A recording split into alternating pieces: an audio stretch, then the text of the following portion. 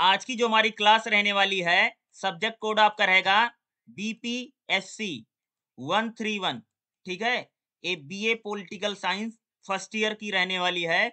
But आप political science theory को पढ़ना चाहते हैं तो आप इस क्लास को जरूर देख सकते हैं, ठीक है। इसमें कौन कौन सी चीजों को हम पढ़ने जा रहे हैं, खास तौर से ये जो क्लास रहेगी डेली चलेगी, ठीक है। और विस्तार से इन चीजों को हम देखेंगे। तो इसमें पहला देखिएगा 1.2 में हम क्या देखेंगे, राजनीति एक व्यवहारिक गतिविधि के रूप में, यानी राजनीति को हम व्यवहारिक रूप से कैसे देखते हैं, ठीक है। व्यवहारिक का मतलब यानी डेली रूटीन में हमको राजनीति कैसे दिखाई देती है, व्यवहारिक रूप से राजनीति क्या। भाई किताबों में राजनीति को जो लिख रखा, लेकिन एक व्यवहारिक रूप में, ठीक है, किस प्रकार से राजनीति को देखते हैं उसको देखेंगे। दूसरा जो क्वेश्चन हमारा बनेगा, राजनीति क्या है। ये क्वेश्चन बहुत पूछा जाता है, राजनीति क्या है, व्हाट इज पॉलिटिक्स, यानी राजनीति क्या, पॉलिटिक्स क्या। अगला जो हम क्वेश्चन को देखेंगे इसी में पढ़ेंगे, राज्य क्या है, यानी स्टेट क्या होता है, राज्य क्या होता है, ठीक है। अगला एक क्वेश्चन रहेगा 1.5 में देखेगा, राजनीति एक व्यवसाय के रूप में क्या है, यानी राजनीति क्या एक व्यवसाय के रूप में कैसी होती है। और खास तौर से एक महत्वपूर्ण क्वेश्चन को पढ़ेंगे, शक्ति का वैध उपयोग, ठीक है। यहाँ पर एक थिंकर आता है मैक्स वेबर, उसने वैधता, ठीक है, वैधता की बात करता है, वो वैधता उसको क्या कहता है। तो कुछ क्वेश्चन है, हम इसको देखेंगे कि खास तौर से देखेंगे, काफी इंपॉर्टेंट है इसको। चलिए हम लोग देख लेते हैं इसमें जो भी चीजें रहेंगी, ठीक है। तो देखिएगा पहला जो हमारा क्वेश्चन क्या रहेगा, राजनीति एक व्यवहारिक गतिविधि के रूप में, यानी जो राजनीति है व्यवहार में हम उसको कैसे देखते हैं, हमारे व्यवहार में राजनीति किस प्रकार से दिखाई देती है। तो देखिएगा एक व्यवहारिक गतिविधि के रूप में राजनीति शोध, चर्चा और मानवीय संबंध, अगर आप देखेंगे कि एक व्यवहारिक गतिविधि के रूप में राजनीति शोध, चर्चा और मानवीय संभावनाओं की व्यवस्थाओं पर जूझ रही है। जैसे यह शक्ति के बारे में यह कहना कि सामाजिक एजेंटों, एजेंसियों, संस्थानों की क्षमताओं के बारे में है कि वह अपने पर्यावरण, सामाजिक और भौतिक क्षमता को बनाए रखने या बदल सके।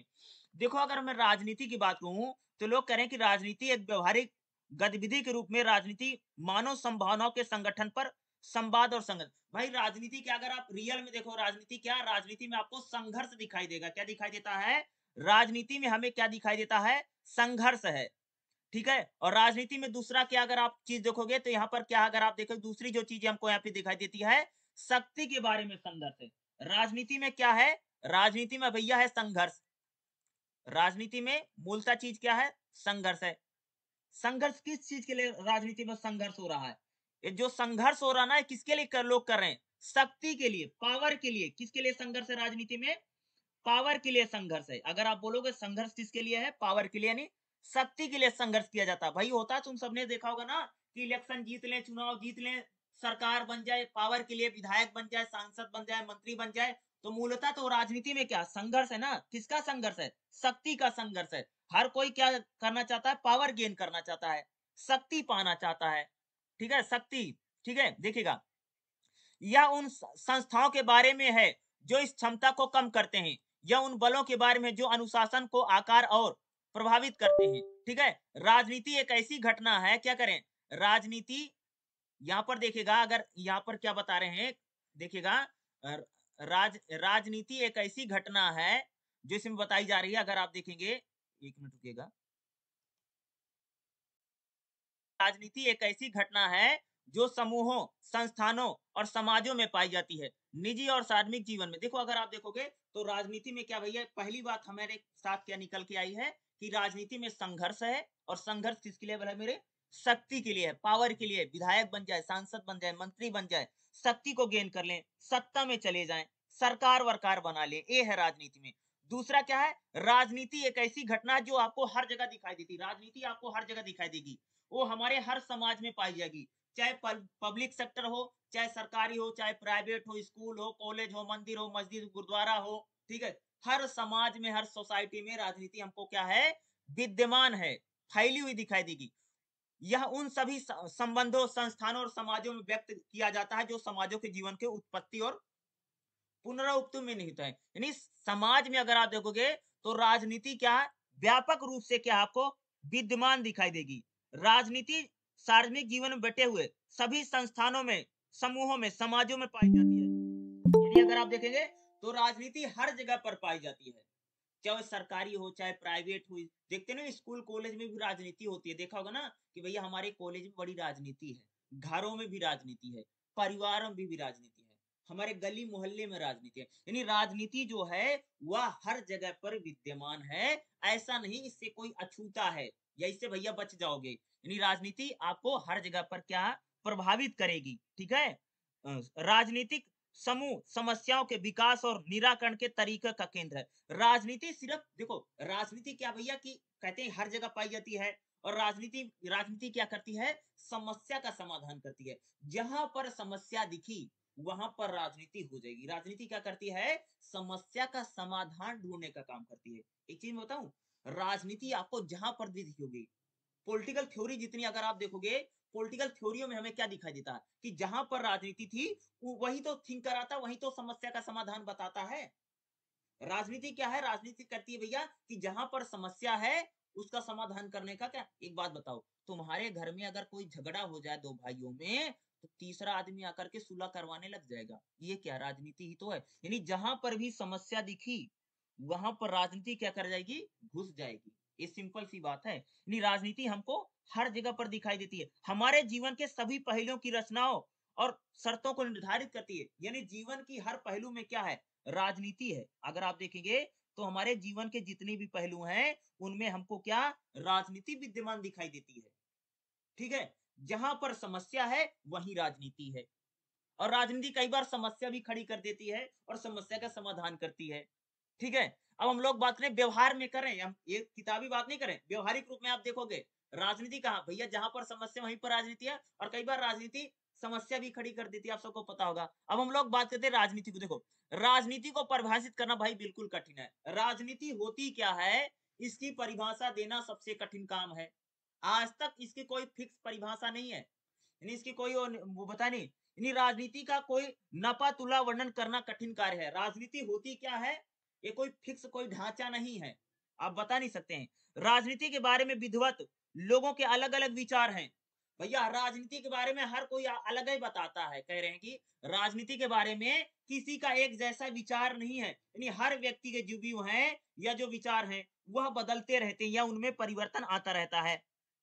इसलिए राजनीति की संक्षिप्त परिभाषा देना संभव नहीं। राजनीति विभिन्न प्रयोगों अति सूक्ष्म संरचनाओं में पद है। अगर आप देखोगे तो राजनीति क्या है, उसकी कोई फिक्स परिभाषा नहीं है।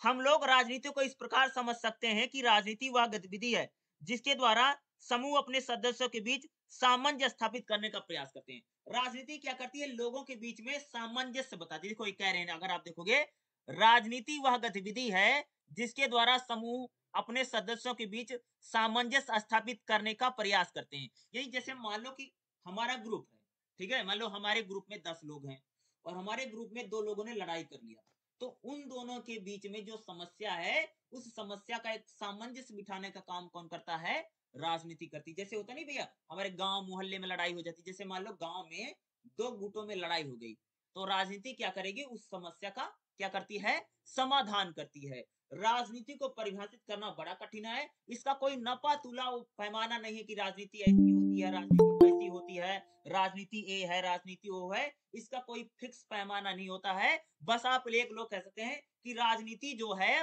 वो हमारे समूहों के बीच में, हम लोगों के बीच में क्या करती है, सामंजस्य स्थापित करती है। एक प्रकार का कह सकते हो कि हम लोगों के बीच में एक प्रकार से हम लोग लड़े ना या झगड़ा ना करें, हम लोगों के बीच में सुलह करवाने का काम करती है। ठीक है, जिसे हम लोगों के बीच में मतभेद हैं, हम लोगों के बीच में तनाव है, या हम लोग लड़ ही रहे हैं, तो समस्या को समाधान करने का क्या करती है, प्रयास करती है। राजनीति मूलतः यही करती है। राजनीति की कोई फिक्स परिभाषा नहीं है। आज तक राजनीति को लेकर के अलग अलग जितने थिंकर हैं सब लोग अलग अलग परिभाषा बताते, किसी ने एक परिभाषा नहीं बताई है। ठीक है, अगले राजनीति की प्रकृति क्या है, यानी राजनीति का नेचर क्या है, प्रकृति। देखो राजनीति का संबंध सही अर्थों में अगर हम लोग बात करें, जो राजनीति है अगर उसको सही अर्थों में उत्तरदायित्व की भावना है रखने वाले हर व्यक्ति से। राजनीति एक प्रकार की रिस्पॉन्सिबिलिटी है। क्या है भाई, उत्तरदायित्व का बात करता है। देखिए क्या करें हैं, राजनीति एक सामूहिक गतिविधि है जिसमें वह लोग शामिल होते हैं जो आम सदस्य स्वीकार करते हैं और कम से कम साझा नियत को स्वीकार करते हैं। यानी राजनीति का एक प्रकार से अगर आप देखोगे उत्तरदायित्व की भावना का निर्माण करती, कौन करती है, राजनीति करती है। किसकी भावना का निर्माण करती है, उत्तरदायित्व की भावना का निर्माण कौन करती है, राजनीति करती है। यह एक सामूहिक गतिविधि है क्योंकि यह उन लोगों को शामिल करती है जो सामान्यता सदस्यता या कम या एक समान भाग्य का सहयोगी होना स्वीकारते हैं। राजनीति एक प्रकार से कह सकते हैं कि राजनीति में वही लोग होते हैं, राजनीति में हर व्यक्ति क्या करता है, स्वीकार करता है। राजनीति राजनीति क्या है, जिसको हर व्यक्ति ने क्या कर लिया है, एक्सेप्ट कर लिया है, मान लिया है, स्वीकार कर लिया भैया कि हाँ हम मान लेते हैं, मान्यता जिसको मिल गई है, क्या है वो राजनीति की प्रकृति की हम इसकी बात करें ना कि राजनीति की भाई प्रकृति क्या है। राजनीति विचारों की प्रासंगिकता विविधता को स्वीकार करती है यदि वह लक्ष्य से संबंधित नहीं है। यानी राजनीति अगर आप देखोगे तो हम यदि हम पूरे पूरे समय सहमत हों तो राजनीति फिजूल होगी। यानी राजनीति में अगर आप देखोगे तो राजनीति में कुछ लोग आपसे सहमत होंगे, कुछ लोग आपसे असहमत होंगे। क्या होंगे? राजनीति में ये नहीं कि भाई हर आदमी आपसे 100% फिक्स ही रहेगा। हर व्यक्ति आपको मानेंगे ही मानेंगे भाई। यानी राजनीति में ऐसा नहीं कि राजनीति में हर कोई व्यक्ति आप जैसे मान लो कि मैं हूँ, ठीक है? मैंने कोई डिसीजन लिया, ऐसा थोड़ी है कि सब लोग उसमें हामी भर देंगे। भाई कुछ लोग असहमत भी रहेंगे। क्या रहेंगे? कुछ लोग असहमत भी रहेंगे, ऐसा नहीं कि सब लोग हामी भर देंगे। अगर राजनीति वही है, जहाँ पर सभी लोग सहमत नहीं हैं, लोगों में मनमुटाव है, लोगों में एक प्रकार से संघर्ष है। एक बात बताऊँ? जहाँ पर प्यार है, मोहब्बत है, भाईचारा है, वहाँ पर राजनीति नहीं होती है, बल्कि राजनीति कहाँ पर होती है? भाई मेरे जहाँ पर लोगों में समस्या है, तनाव है, संघर्ष है, या द्वंद है, लड़ाई है, वहाँ पर राजनीति होती है। वही तो कहा जा रहा है कि भाई राजनीति में कह सकते हो कि राजनीति वहाँ नहीं है कि जहाँ पर सभी लोग सहमत हैं। अरे जहाँ पर एक आदमी की बात को सभी लोग हामी भर रहे हो, राजनीति नहीं है। राजनीति तो वहाँ पर जहाँ पे एक व्यक्ति कोई बात कर रहा है, कुछ लोग सहमत और कुछ लोग असहमत हैं। ये राजनीति है। सभी लोग सहमत हो गए तो राजनीति थोड़ी है। राजनीति में जब तक संघर्ष नहीं है, जब तक कॉम्पिटिशन नहीं है, जब तक द्वंद नहीं है, जब तक मतभेद नहीं है, तो वहाँ राजनीति तभी तो आएगी। राजनीति वाद-विवाद और मनुष्यों के माध्यम से ऐसे मतभेदों को में सामंजस्य स्थापित यानी राजनीति क्या-क्या करती है, हम लोगों के बीच में जो मतभेद हैं, जैसे मान लो भाई मैं कुछ बात कहता हूँ, तुम कुछ बात कहते हो, तो हम लोगों के बीच में जो एक प्रकार से मतभेद हैं, मतभेद का मतलब समझते हो? तुम्हारे कोई विचार है, मेरे कोई विचार हैं। इसको हम लोग क्या बोलते हैं? मतभेद बोलते हैं। यानी हम लोगों के बीच में जो मतभेद होते हैं, उन मतभेदों को एक प्रकार से सामंजस्य उसमें स्थापित करती है। जैसे मान लो होता नहीं भई बताते हैं लोग 2 जैसे मान लो 2 लोगों में लड़ाई हो गई या 2 लोगों में झगड़ा हो गया। तुम सबने सुना होगा ना भाई 2 इंसानों में लड़ाई हुई तो वहाँ पर सुलह करवा दिया जाता है ना? तो वही क्या करती है राजनीति यही करती है। अतः संचार राजनीति का केंद्र बिंदु होता है। राजनीति क्या है? एक केंद्र बिंदु या संचार होता है। राजनीति निर्णय समूह के लिए नीति होती है। राजनीति में क्या होता है? देखो, राजनीति में जो भी निर्णय लिए जाते हैं, सामूहिक निर्णय लिए जाते हैं। क्या भाई? सामूहिक निर्णय लिए जाते हैं। सभी को ध्यान में रख कर के राजनीति में निर्णय लिए जाते हैं। ये नहीं कि एक आदमी को देख करके या एक आदमी को जान करके कोई भी निर्णय या डिसीजन लिया जाएगा। राजनीति में हर व्यक्ति के विचार, राजनीति में जो भी डिसीजन होगा, जो भी सामूहिक होगा। यदि आवश्यक हो तो बल का प्रयोग द्वारा लागू किया। राजनीति में कई बार होगा जैसे राजनीति में कोई डिसीजन लिया और कुछ लोग नहीं मान रहे हैं, तो बलपूर्वक भी उसको लागू किया जा सकता है। तुम सबने देखा होगा ना कि भाई मेरे कोरोना में बोल दिया गया था कोई सड़क पे नहीं निकलेगा। भाई नियम बन गया। राजनीति ने बना दिया कि भाई कोई सड़क पर नहीं निकलेगा, लेकिन फिर भी लोग सड़क पर निकल रहे थे। तो क्या जो सड़क पर निकला उसके पीछे 2 डंडे लगे, मारे गए डंडे। क्यों मारे गए? क्योंकि राजनीति क्या कहती है कि हम जो नियम बना रहे हैं, वो नियम आपको मानना पड़ेगा। अगर आप उस नियम को नहीं मानते हैं, तो राजनीति क्या करती है अपने नियमों को, कानूनों को बलपूर्वक भी लागू करवाएगी। ये तो रियलिटी है राजनीति की। देखते ही सरकार क्या करती है? सरकार का जो रूल है, रेगुलेशन है, अगर भैया कोई नहीं मान रहा है, तो राजनीति क्या करेगी? बल का प्रयोग करेगी, शक्ति का प्रयोग करेगी। राजनीति वह है ही बल का प्रयोग करने के लिए। यानी अपनी बातों को मनवाने के लिए राजनीति क्या करती है? बल का प्रयोग करती है, ताकत का प्रयोग करेगी, पावर का प्रयोग करेगी। है पावर इसीलिए तो बोलते हैं कि शक्ति का सिद्धांत है राजनीति। यह शक्ति का संघर्ष है, शक्ति के लिए संघर्ष हो रहा। वही राजनीति क्या करती है? बल प्रयोग करके चीजों को लागू करवाती है। राजनीति का मुश्किल से वर्चस्व हो, यदि निर्णय हिंसा के लिए लिए जाएँ, लेकिन बल इसकी धमकी सामूहिक निर्णय की प्रक्रिया को सुनिश्चित करती है। राजनीति की आवश्यकता मानव जीवन के सामूहिक आचरण से उत्पन्न है। राजनीति जो है एक प्रकार से मानव को जो आचरण होता है उससे निकली हुई है। यानी हम लोगों का जो बिहेवियर है उसी से राजनीति निर्णय है निकली हुई है। हम समूह में रहते हैं जिससे संसाधन की भागीदारी, अन्य समूहों से संबंध, भविष्य की योजना के बारे में सामूहिक निर्णय लेते हैं।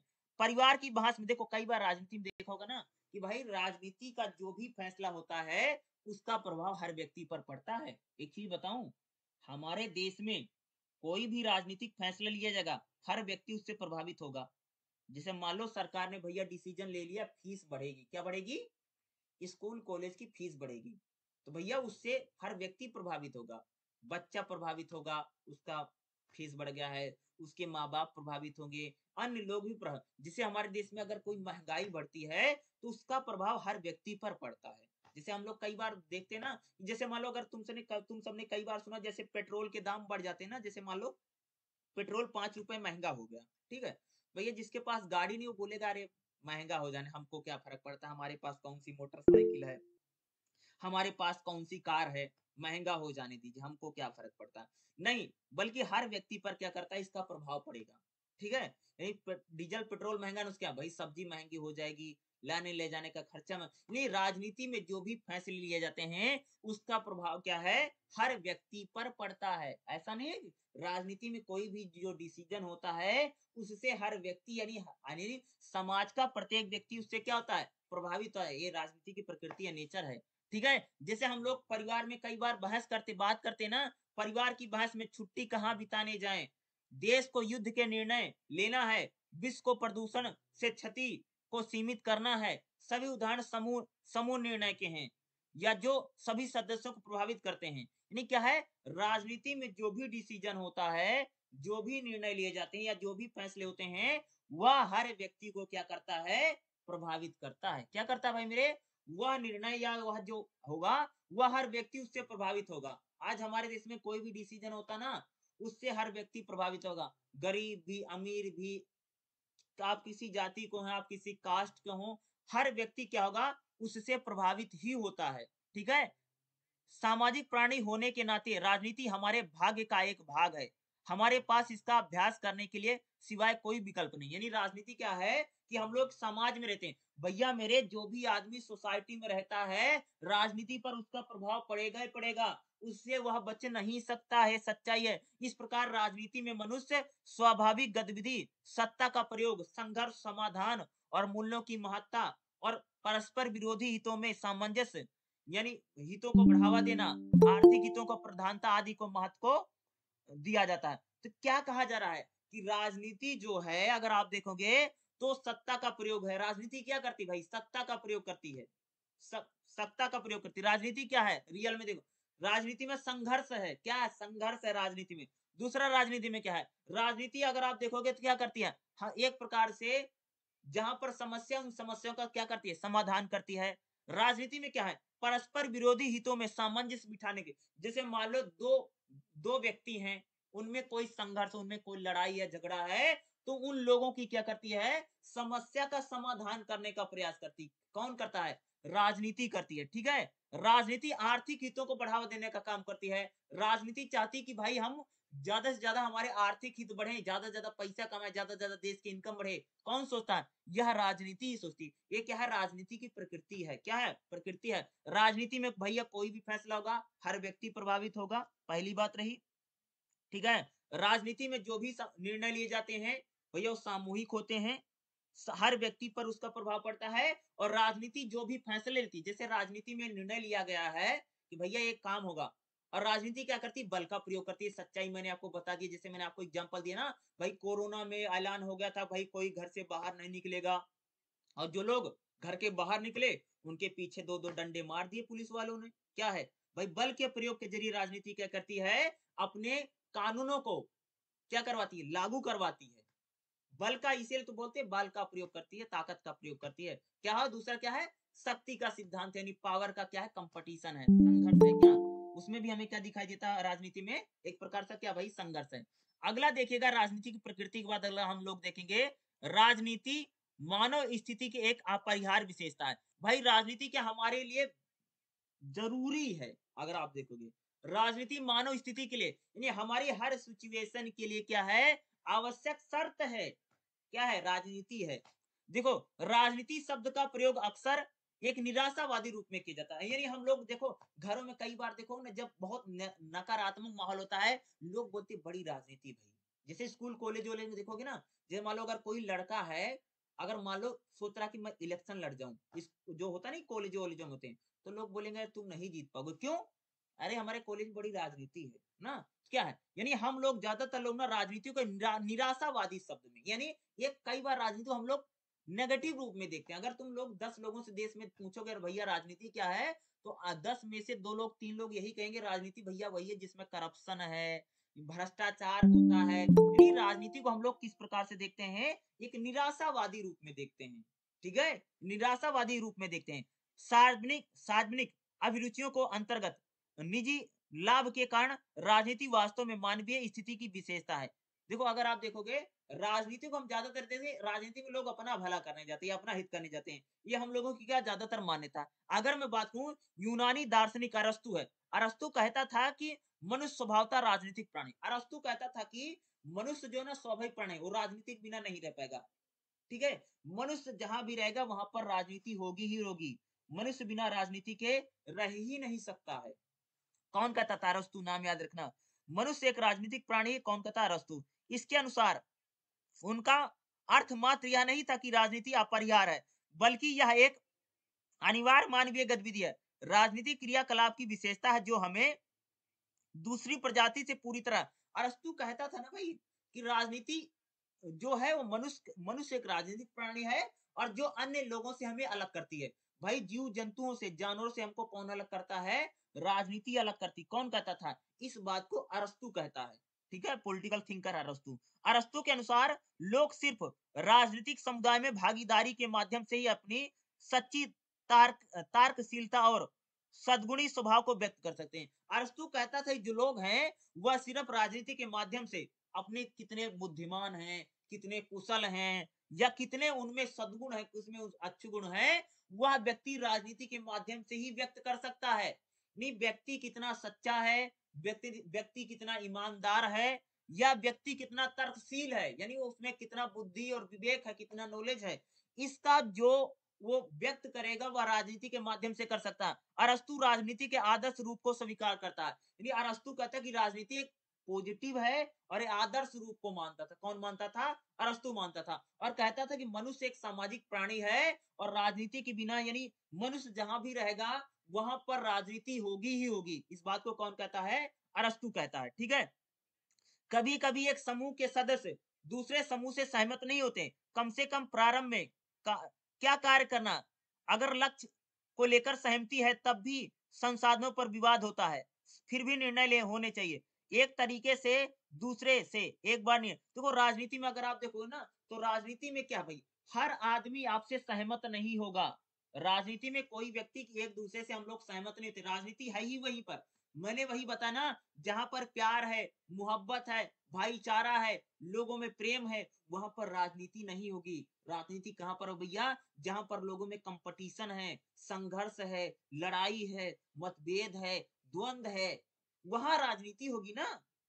अरे राजनीति वही होगी जहां पर समस्या होगी। राजनीति क्या करेगी? समस्या का समाधान करेगी। यानी जहां पर लोग एक दूसरे से सहमत नहीं, वहीं पर राजनीति ना। राजनीति का कार्य सामान्यता सदस्यों को सबसे सामान्य समाधान को बुद्धिपूर्णता ढंग से ढूंढ निकालना, और कम से कम तर्कपूर्ण सामान्य तरीकों। देखो राजनीति क्या करती? राजनीति किसी भी समस्या का समाधान बुद्धिमानी के साथ करती। कहीं पर भी समस्या है, उस समस्या का जो समाधान होगा वह हमें बहुत बुद्धिमानी पूर्ण ढंग से क्या करती है? करने का काम करती है। अगर मैं कहूं राजनीति सार्वजनिक विकल्पों को समाहित करती है। राजनीति का सार ऐसी व्यवस्था की खोज है जिससे व्यक्ति अच्छा बनता है। राजनीति यही चाहती है कि राजनीति इस बात को हमेशा खोजती रहती है या सोचती रहती है कि ताकि व्यक्ति क्या बने भैया? अच्छा बने। राजनीति एक प्रकार से क्या करती है कि हमेशा उसमें यही रहता कि वो कि एक प्रकार से लोगों के बीच में जो लड़ाई है, झगड़ा है, उसका वह समाधान कर सके। और किस आधार पर करे?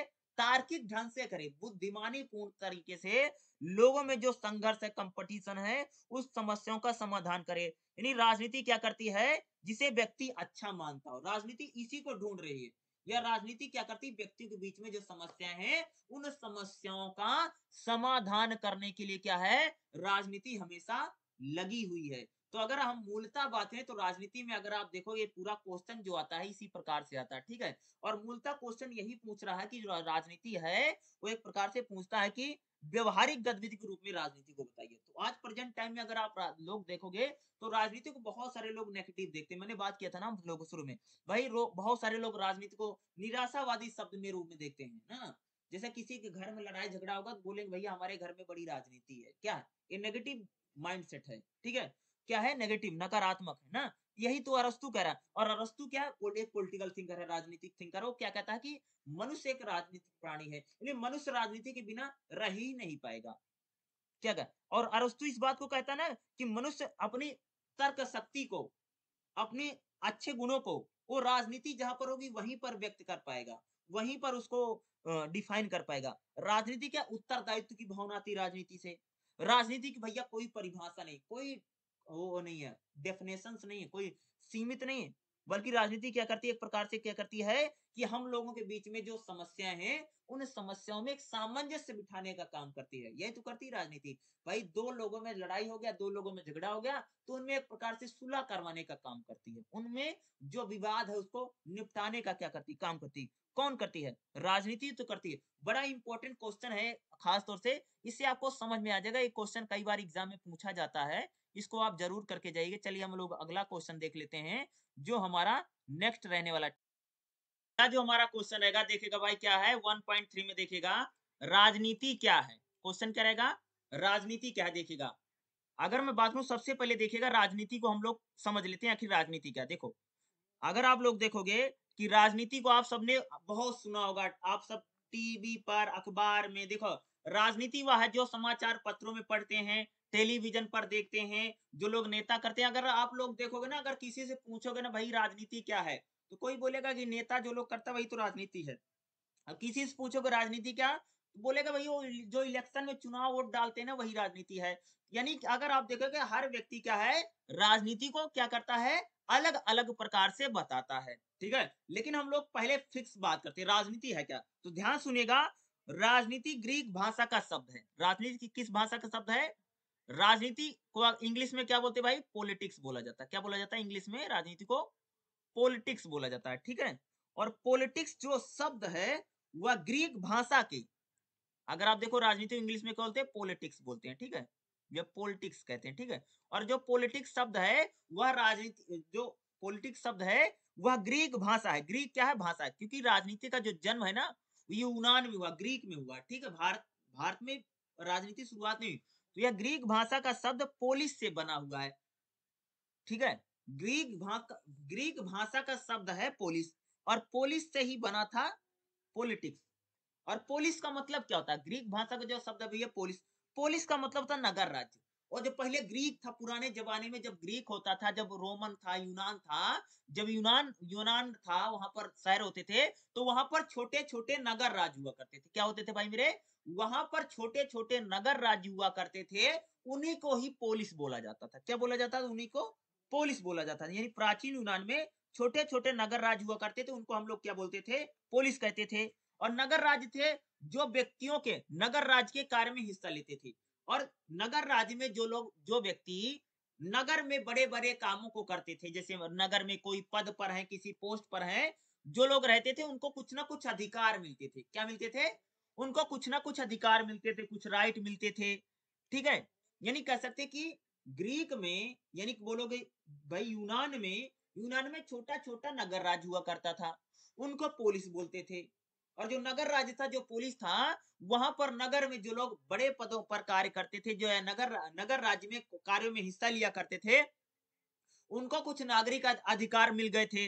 ग्रीक दार्शनिकों, अगर मैं ग्रीक के जो दार्शनिक है, जहां से पॉलिटिक्स शुरुआत हो गई है, उनके जो थिंकर है, ग्रीक के थिंकर कहते हैं कि व्यक्ति अपना संपूर्ण विकास राज्य के अंदर ही कर सकता था। क्योंकि ग्रीक के दार्शनिक क्या कहते थे कि भैया जो हमारा नगर राज्य है, क्या है, जो हमारा नगर राज्य है, व्यक्ति उसमें ही अपना संपूर्ण विकास कर सकता है।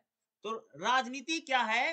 राजनीति की पहली परिभाषा यही बनती है जो ग्रीक के अनुसार है, जहां से राजनीति की शुरुआत हुई, जहां पर छोटा छोटा नगर राज्य हुआ करता था, और जो ग्रीक भाषा का शब्द पोलिस, और पोलिस से पॉलिटिक्स बना हुआ है, ठीक है। तो वो लोग कहते थे कि भाई जो राजनीति है, राजनीति क्या है कि उनका मानना है कि व्यक्ति अपना जो विकास है वह राज्य में ही कर सकता है या पोलिस में ही कर सकता है, उसी से पॉलिटिक्स बना। और राजनीति में बहुत सारे विद्वान हैं, नहीं राजनीति में अगर बात करूं तो इतने बहुत सारे विद्वान हैं, और सबने राजनीति क्या होती है इस पर लोगों ने अपने अपने क्या दिए हैं, विचार दिए हैं। लोगों ने अपने अपने व्यू दिए हैं, विचार दिए हैं। कुछ विद्वानों के अनुसार शक्ति के लिए संघर्ष ही राजनीति है। बहुत सारे लोग कहते हैं भाई जहां पर शक्ति के लिए संघर्ष है वही राजनीति है। यानी राजनीति कह सकते हैं कि राजनीति जहां पर शक्ति के लिए संघर्ष है, यानी शक्ति के लिए संघर्ष करने वाला जो विषय है उस अध्ययन किया जाता है, उसी को वो कहते हैं कि राजनीति कहते हैं। कई सारे थिंकर, कई सारे लोग कहते हैं कि जहां यानी जब राज्य के बारे में विषय पढ़ा जाता है तो उसको राजनीति कहते हैं। राजनीति की एक परिभाषा में बताऊं, कुछ लोग कहते हैं भैया कि जब राज्य के बारे में अध्ययन किया जाता है, स्टडी की जाती, पढ़ाई की जाती है, उसको राजनीति बोलते हैं। कुछ लोग कहते हैं कि जब सरकार के बारे में, ध्यान सुना, जब सरकार के बारे में अध्ययन किया जाता है, स्टडी की जाती, पढ़ाई की जाती है, उसको राजनीति बोलते हैं। और कई सारे जो थिंकर हैं वो कहते हैं कि जब राज्य और सरकार, ध्यान सुना क्या बोला, जब राज्य और सरकार दोनों के विषय के बारे में अध्ययन किया जाता है, स्टडी की जाती, पढ़ाई की जाती है, उसको हम क्या कहते हैं, राजनीति कहते हैं। अब एक नए थिंकर है, उनका नाम है मैक्स वेबर। क्या नाम उनका भाई मेरे? Max weber. मैक्स वेबर क्या कहता है? मैक्स वेबर कहता है कि राजनीति का अर्थ सत्ता में भागीदारी के लिए प्रयास करना ही राजनीति। मैक्स वेबर क्या कहता है कि सत्ता में भागीदारी के लिए, यानी सत्ता में भागीदारी समझते, जब लोग सरकार बनाने के लिए, सत्ता में भागीदारी तो वही है ना, भैया हमारी सरकार बन जाए, हम सरकार में चले जाए। तो जब लोग सत्ता में भागीदारी के लिए प्रयास करते हैं, वह उसको राजनीति कहता है, ठीक है। कौन कहता है? मैक्स वेबर कहता है। अगर मैं लास बे की बात करूं, अगले थिंकर है, उनका नाम है लास बेल। लास बे राजनीति प्रभाव और प्रभावित करने वाला अध्ययन है। लास बे कहता है कि राजनीति जो है वह प्रभाव और प्रभावित करने वाला अध्ययन है। कौन कहता है? लास बे कहता है कि क्या कहता है कि राजनीति क्या है, कि राजनीति प्रभावित भी करती है और प्रभावित भी होती है। कौन कहता है? लास बे कहता है। अगर मैं गिलक्राइस्ट की बात करूं, गिलक्राइस्ट एक बहुत बड़ा थिंकर था, राजनीतिक थिंकर है। वो राजनीति कहता था, वो क्या कहते हैं, राजनीति शब्द का अभिप्राय आजकल शासन की वर्तमान समस्याओं से है। यानी आज वर्तमान की जो वर्तमान समस्या उसे राजनीति है। और गिलक्राइस्ट कहते हैं कि जब हम किसी मनुष्य के बारे में कहते हैं कि वह राजनीति में रुचि लेता है, तो इसका मतलब है कि वह व्यक्ति वर्तमान शासन जो व्यवस्था है उसमें जो समस्या है उनकी अगर वह बात करता तो उसको हम राजनीति, जैसे हम लोग कहते हैं कि भाई फलाने राजनीति कर रहे हैं, तो इसका मतलब क्या है कि वह व्यक्ति जो शासन व्यवस्था है, जो नियम कानून है, क्या बोला हूं, जो शासन व्यवस्था, जो नियम कानून है, उसमें अगर कोई व्यक्ति इंटरेस्ट लेने लग जाता है, क्या बोला, उसमें अगर कोई व्यक्ति इंटरेस्ट लेने लग जाता है तो उसको क्या बोलते हैं, उसको वह राजनीति के रूप में कहते हैं। किसके रूप में कहते हैं? राजनीति के रूप में कहते हैं उसको, यहाँ पर कहते हैं, ठीक है। एक मिनट रुकिएगा, तो परिभाषा बता रहा था, ध्यान से रखना भाई। गिलक्राइस्ट क्या कहते हैं, ध्यान सुनेगा।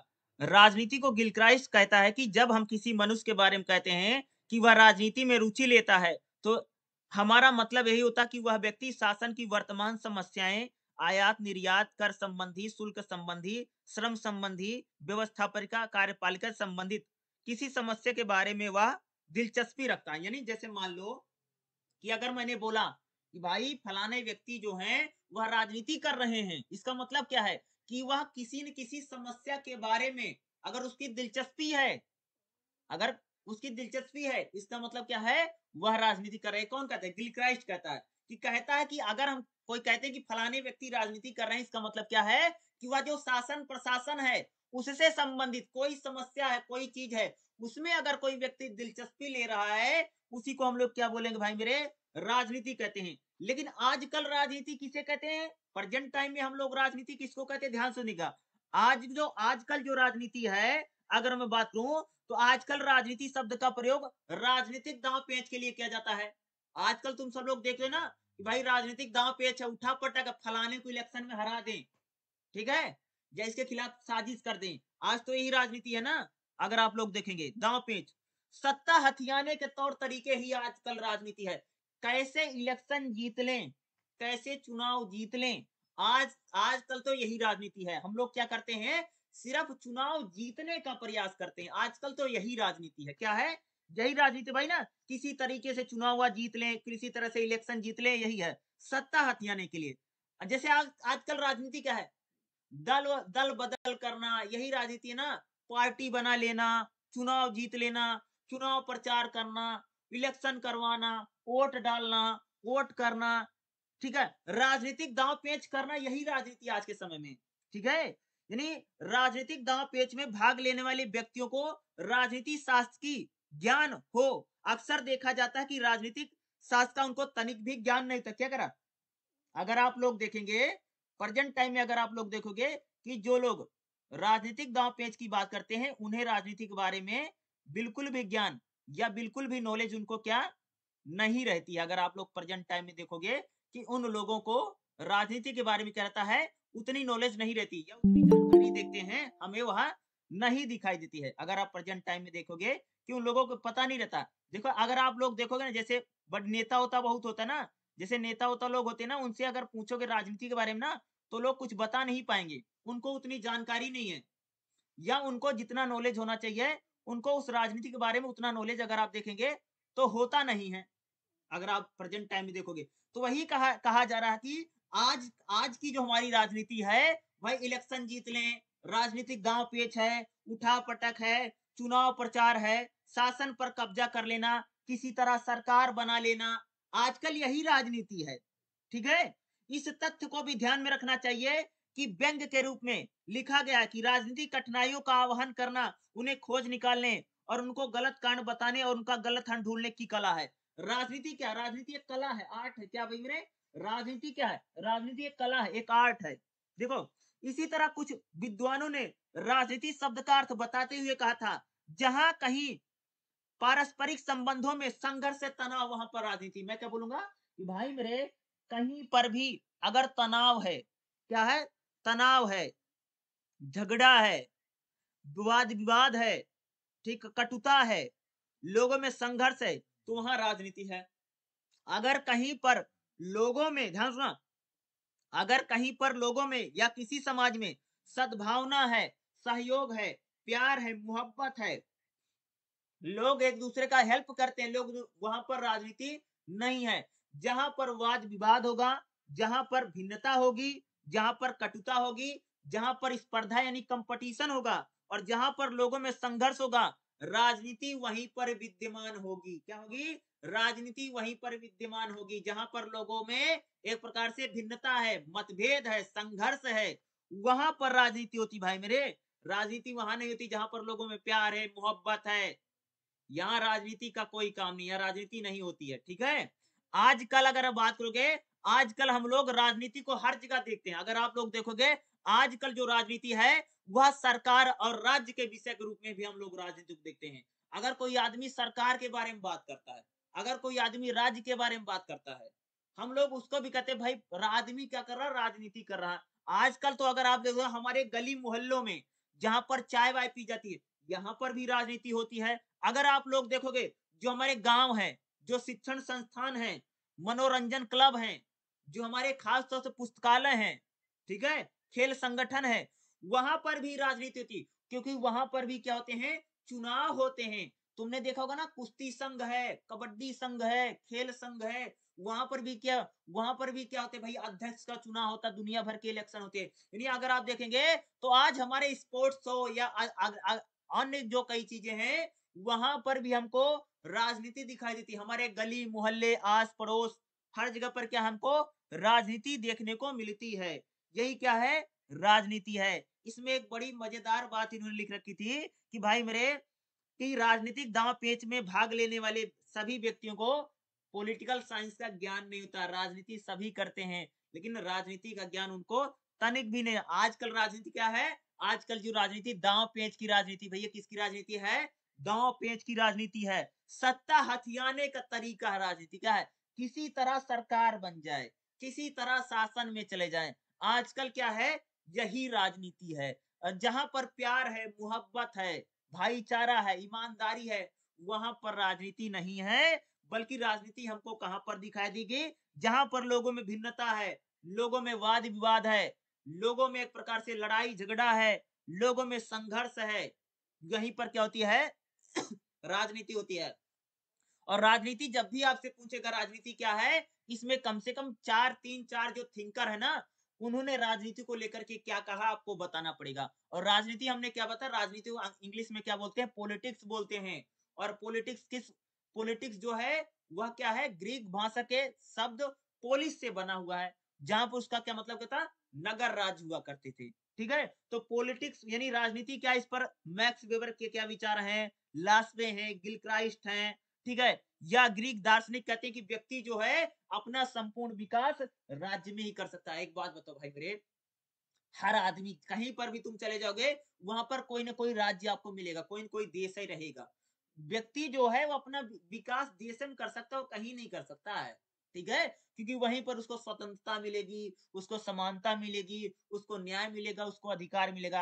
यानी व्यक्ति बिना राज्य के अपना विकास कर ही नहीं सकता है, ये सच्चाई की बात है। ठीक है, तो यही राजनीति है। राजनीति क्या है, क्वेश्चन बड़ा इंपॉर्टेंट है, और ये क्वेश्चन आपसे आ सकता है, बड़ा बेसिक सा क्वेश्चन है कि जैसे अगर आप किसी से मिलेगा, पूछेगा राजनीति, पॉलिटिकल साइंस पढ़ते, बोलेगा राजनीति क्या होती है, तो राजनीति का कोई नपा तुला कोई परिभाषा नहीं है। आप इसके रूप में कैसे, आजकल राजनीति, आज तो भाई दांव पेंच की राजनीति है, किताबों में जरूर लिखा व्यक्ति अपना संपूर्ण विकास राजनीति में कर सकता है।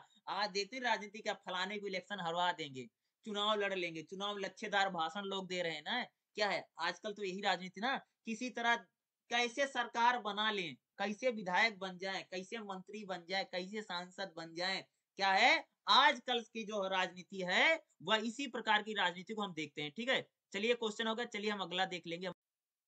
अगला जो हमारा क्वेश्चन क्या रहेगा भाई, 1.4 देखे गया है, क्वेश्चन क्या रहेगा, राज्य क्या है। बहुत इंपॉर्टेंट क्वेश्चन, और एग्जाम में कई बार पूछा भी जा सकता है कि ये राज्य क्या है। तो देखिए हम लोग पहले राज्य को देखेंगे। देखो, राज्य को इंग्लिश में बोला जाता है स्टेट। क्या बोला जाता है, राज्य को इंग्लिश में बोला जाता है स्टेट। और स्टेट जो शब्द है, वह लैटिन भाषा का जो शब्द है स्टेट, स्टेट स्टेट से बना, जिसका अर्थ होता है स्तर या स्थिति। जो राज्य है वह लैटिन भाषा के शब्द स्टेट, स्टेट से बना है, जिसका अर्थ होता है स्थिति अथवा स्तर का होना। ठीक है, उसको क्या बोलते हैं, स्टेट। यानी जो स्टेट है, राज्य को अंग्रेजी में बोला जाता है भैया स्टेट। ठीक है, और स्टेट बोला जाता है। और ये लैटिन भाषा का शब्द स्टेटस से बना। स्टेटस क्या है, स्टेटस का मतलब होता है स्तर होता है, या उसका मतलब किसी स्थिति का होना। मैकियावेली पहला विद्वान था जिसने स्टेट शब्द का प्रयोग किया था। किसने भैया, राज्य जो शब्द है या स्टेट जो शब्द है, सबसे पहले किसने प्रयोग किया था, मैकियावेली ने। नाम याद रखना, मैकियावेली पहला आदमी था जिसने राज्य शब्द का प्रयोग किया। यद्यपि उसने इसकी परिभाषा नहीं की थी, यानी मैकियावेली ने ही भैया सबसे पहले राज्य शब्द का प्रयोग किया, स्टेट शब्द का प्रयोग किया, लेकिन उन्होंने कोई परिभाषा नहीं दी थी। ठीक है इसकी। ठीक है, हेडवे ने राज्य को परिभाषित करते, यानी हेडवे जो था उसने राज्य को परिभाषा देते हुए कहा था कि राज्य एक राजनीतिक संगठन है। क्या है, तो बहुत सारे जो राजनीतिक थिंकर कहते हैं कि राज्य जो है, राज्य क्या है, राज्य एक राजनैतिक संगठन है। क्या है, राज्य जो है क्या है, यह एक राजनैतिक संगठन है। ठीक है, जो परिभाषित क्षेत्र सीमाओं के भीतर क्षेत्रों को स्थापित करता है। ठीक है, यह एक अस्थायी संस्थाओं के समूह द्वारा सत्ता का प्रयोग करता है। राज्य क्या है कि राज्य एक प्रकार से क्या भाई, एक सीमित क्षेत्र के अंदर में राज्य क्या करता है, एक सीमित क्षेत्र। जैसे क्या भारत क्या है, हमारे देश का एक राज्य है, तो भारत अगर आप देखो जो इंडिया है वह इसका एक सीमित क्षेत्र है ना भाई, कश्मीर से लेकर के कन्याकुमारी तक, और गुजरात के कच्छ से लेकर के और उधर असम तक हमारा पूरा फैला हुआ देश है। तो भारत क्या है कि उसका जो एक सीमित क्षेत्र है, उसके अंदर में क्या करता है, वह जो नियम है, जो कानून है, उनकी क्या करता है, स्थापना करता है, नियम और रेगुलेशन को बनाता है, उनको लागू करवाने का काम करता है। यही तो करता है ना। राज्य जो है वह संप्रभुता, सार्वजनिक संस्थाएं, वैधता, उत्पीड़न शक्तियां, क्षेत्रता आदि को शामिल करती हैं। क्या करता है कि राज्य इसको बात करता है। ठीक है, इसको राज्य को लेकर हम लोग नहीं, अगर आप देखेंगे तो राज्य, अगर आप देखेंगे तो राज्य का मतलब हर समय बदलता रहा भाई। अगर मैं बात करूं प्रेजेंट टाइम या पुराने समय में देखोगे तो ग्रीक राज्य होते थे। क्या होते थे, ग्रीक राज्य होते, जब ग्रीक में रोमन ओमन में जब राज्य होते थे। उसके बाद आप सबने सुना होगा कि आगे चल करके आप सबने सामंती राज्य सुना होगा, जहां पर सामंत आमंत होते थे। ठीक है, सामंती राज्य के बारे में भी आप सबने सुना होगा, जब सामंती राज्य होते थे, ठीक है, सामंत होते थे। ठीक है, ग्रीक शहर के राज्य, जनजातीय राज्य होते, जब आदमी जनजातियों जातियों में रहता था। देखो ना, खाना बदोश भी राज्य आप सबने सुना है, जब आदमी खाना बदोश के रूप में रहता था। जो राज्य है वो बदलता रहा है, ऐसा नहीं कि आज राज्य हमको जैसे दिखाई दे रहा, पहले भी राज्य ऐसा ही था। अरे पहले तो आदमी जंगल में रहता था ना, ऐसे कब आदमी जंगल में रहता था तब भी वैसा ही राज्य था क्या? नहीं, बदला। और राज्य में बहुत बदला, जब लोग जनजाति कबीलों में रहने लगे तब राज्य अलग रहा। जब ग्रीक शहर आए तब राज्य अलग हुआ, रोमन के राज्य अलग थे। ठीक है, जब खाना बदोश राज्य वो बिल्कुल अलग थे। वही सामंती जब राज्य थे, जब सामंत आते थे, होता नहीं जब राजा होता था उसके सामंत होते थे, जब वो जमीन को टुकड़ों में बांट देता था और सबसे खेती करवाता था, राज्य सामंती राज्य। अब क्या, अब देखोगे आधुनिक राष्ट्र राज्य आ गए। अब क्या हो गए, अब आधुनिक राष्ट्र राज्य, यानी राज्य का जो फार्मूला है और राज्य का जो प्रकार है वह हमेशा बदलता रहा है। क्या हो रहा भाई मेरे, वह हमेशा बदलता रहा है। अगर मैं तुमको नई परिभाषा बात करूं, जैसे प्रेजेंट टाइम में देखो बहुत सारे लोग कहते हैं कि राज्य क्या है। राज्य में 4 मूल तत्व हैं। क्या है, राज्य के लिए 4 आवश्यक तत्व हैं। अगर हम लोग बात करें, राज्य में 4 आवश्यक तत्व होते हैं। कौन कौन से? तो पहला होता है भैया, राज्य में एक पहला आवश्यक तत्व अगर आप देखोगे तो उसके पास एक क्या होता है, भूभाग होता है। क्या होता है, भूभाग, भौगोलिक आकृति। हर राज्य के पास क्या था, भूभाग होगा। ठीक है, कहां से कहां तक है, उत्तर से पश्चिम तक और पूर्व से पश्चिम तक कितना है। भूभाग के बाद क्या होगा, उसके पास क्या होती है, उसके पास एक जनसंख्या होती है। क्या होती है, हर राज्य के पास क्या होगी, जनसंख्या। राज्य के 4 तत्व कौन कौन से, पहला भूभाग, भौगोलिक आकृति होगी, हर राज्य के पास होगी। उसका क्षेत्रफल, जिसको आप लोग भूभाग बोलो, भौगोलिक आकृति बोलो, क्षेत्रफल। दूसरा क्या, राज्य के पास एक जनसंख्या। अरे भैया उस क्षेत्रफल पर कौन रहेगा, जनसंख्या रहेगी। जैसे अगर आप देखो भारत के पास एक भूभाग है, एक क्षेत्रफल है, उस पर जनसंख्या भी है ना। दूसरी क्या है, जनसंख्या, पॉपुलेशन। तीसरा राज्य के पास क्या होता, तीसरा होता भैया राज्य के पास सरकार, यही राज्य को जो प्रतिनिधित्व करती, क्या उसकी सरकार भी होती है। और चौथा राज्य के पास क्या था, प्रभुसत्ता। प्रभुसत्ता क्या थी, प्रभुसत्ता का मतलब था कि राज्य अपने फैसले स्वयं करता है, आंतरिक और बाह्य रूप से उस पर किसी प्रकार का प्रेशर नहीं, तनाव दबाव नहीं है, बल्कि सभी फैसले राज्य स्वयं करता। जहां पर भी राज्य में ये 4 चीजें आपको दिखाई देंगी, उसी को हम राज्य मानेंगे। अगर राज्य के पास भूभाग है, भाई जमीन का टुकड़ा है, जनसंख्या भी है, ठीक है, सरकार भी है, अगर प्रभुसत्ता नहीं है तो राज्य नहीं होगा। गुलाम राज्यों के पास भी भूभाग होता है, जनसंख्या भी होती, सरकार भी होती, लेकिन वो राज्य नहीं होते हैं। वह अगर जब हमारा देश अंग्रेजों का गुलाम था, क्या था भाई ये आप सबको पता होगा ना, हमारे देश 1947 के पहले अंग्रेजों गुलाम था, तो हमारे देश में भूभाग भी था। भाई हमारा तो भूभाग था ना, कहां से कहां तक देश फैला है, बिल्कुल फिक्स था। हमारे देश में जनसंख्या भी रहती थी, हमारे देश में एक सरकार भी थी जो अंग्रेजों की सरकार होती थी। ठीक है, सरकार भी थी, लेकिन हमारे पास क्या नहीं थी, प्रभुसत्ता नहीं थी। इसका मतलब क्या है कि भारत उस समय कोई राज्य नहीं था। देश बोल सकते कि देश था, लेकिन राज्य नहीं था। ये 4 चीजें जहां पर भी आपको दिखेंगी, हम उसको ही क्या बोलेंगे, राज्य बोलेंगे। क्या बोलेंगे, ये 4 चीजें जहां पर भी विद्यमान है और जहां पर भी हमको चारों चीजें दिखाई देंगी, यानी क्षेत्रफल होना चाहिए, भाई एक निश्चित क्षेत्रफल होगा। किसी भी देश में जाओगे, ऐसा नहीं उसको पता नहीं कहां तक मेरा क्षेत्रफल है, बल्कि राज्य के पास क्या होता है, एक निश्चित क्षेत्रफल होता है। दूसरा उसके पास जनसंख्या यानी पॉपुलेशन होती है, वह उस क्षेत्रफल पर आदमी रहेगा तभी तो राज्य बनेगा। ऐसा थोड़ी बीहड़, अरे क्षेत्रफल तो कहीं भी हो सकता है, जंगल है उसमें भी क्षेत्रफल है, लेकिन उसमें जनसंख्या नहीं तो राज्य नहीं है, ऐसा थोड़ी बन जाएगा क्षेत्रफल होगा। दूसरा क्या, जनसंख्या होनी क्या है, बहुत ज्यादा जरूरी है। तीसरी क्या, उसकी एक सरकार होगी। क्या होगी, सरकार, जो राज्य को रिप्रेजेंट करेगी। और चौथा सबसे अनिवार्य तत्व, जैसे हमारे शरीर में जान होती है ना, उसी तरह से राज्य का सबसे जो इंपॉर्टेंट तत्व, प्रभुसत्ता, यानी वह क्या है, सभी फैसले स्वयं करता, उस पर किसी भी प्रकार का कोई दबाव नहीं, न तो आंतरिक रूप से न बाह्य रूप से, बल्कि वह अपना प्रभु स्वयं है। सभी फैसले वो स्वयं करता है, खुद करता धरता है। क्या है, वह संप्रभु स्टेट है। क्या है, यानी संप्रभुता अगर रहेगी, उसी को हम लोग क्या बोलेंगे, राज्य बोलेंगे। क्या बोलेंगे, उसी को हम लोग राज्य कह सकते हैं, या वही राज्य हो सकता है। ये चारों चीजें जहां पर भी विद्यमान होंगी, उसी को हम लोग क्या कहेंगे भाई मेरे, राज कहेंगे। और आपके एग्जाम में एक बहुत बार क्वेश्चन पूछा जाता है, जो बहुत इंपॉर्टेंट क्वेश्चन कह सकता हूं, इस बार शायद आ भी सकता, अगर आप देखेंगे, राज्य पर मिली बैंड के विचार बताओ। ये बहुत पूछते भाई, मिली बैंड का विचार क्या, राज्य को लेकर के। तो अगर मैं बात करूं, जो मिली बैंड है ना, उसने राज्य को लेकर के 6 बातें बताई हैं। मिली बैंड कहता है कि अगर ये 6 बातें रहेंगी तो मैं उसको राज्य मानूंगा। कितनी बातें वो बोलता है? वो 6 चीजें कहता। कितनी चीजें कहता भाई मेरे? वो 6 चीजें बताता। ठीक है, 6 या 7 चीजें उसने बताई हैं। कितने? 6 नहीं भाई, 7 हैं। अगर आप देखोगे, मिली बैंड कहता है, जो कई बार एग्जाम में क्वेश्चन भी पूछा गया है कि राज्य पर मिली बैंड के विचार क्या हैं, तो 7 चीजें जहां पर भी होंगी वह क्या होगा? राज्य होगा। क्या होंगी? 7 चीजें होनी जरूरी हैं, तभी हम राज्य मानेंगे। तो राज्य पर मिली बैंड के विचार, ध्यान सुनिएगा, मिली बैंड वाला, जो क्योंकि ये बहुत पूछा भी गया पिछली बार में, अगर हम लोग बात करें, बहुत पूछा गया कि राज्य पर मिली बैंड के विचार को बताइए, और मिली बैंड राज को लेकर के क्या कहता है, उस पर राज को लेकर के क्या विचार है, उसकी क्या थ्योरी है। देखो, मिली बैंड ने अपने राज्य संबंधी विचार, मिली बैंड क्या है? पॉलिटिकल थिंकर है। उसने एक किताब लिख रखी मिली बैंड ने। मिली बैंड की जो किताब है उसका नाम है the state in capitalist society.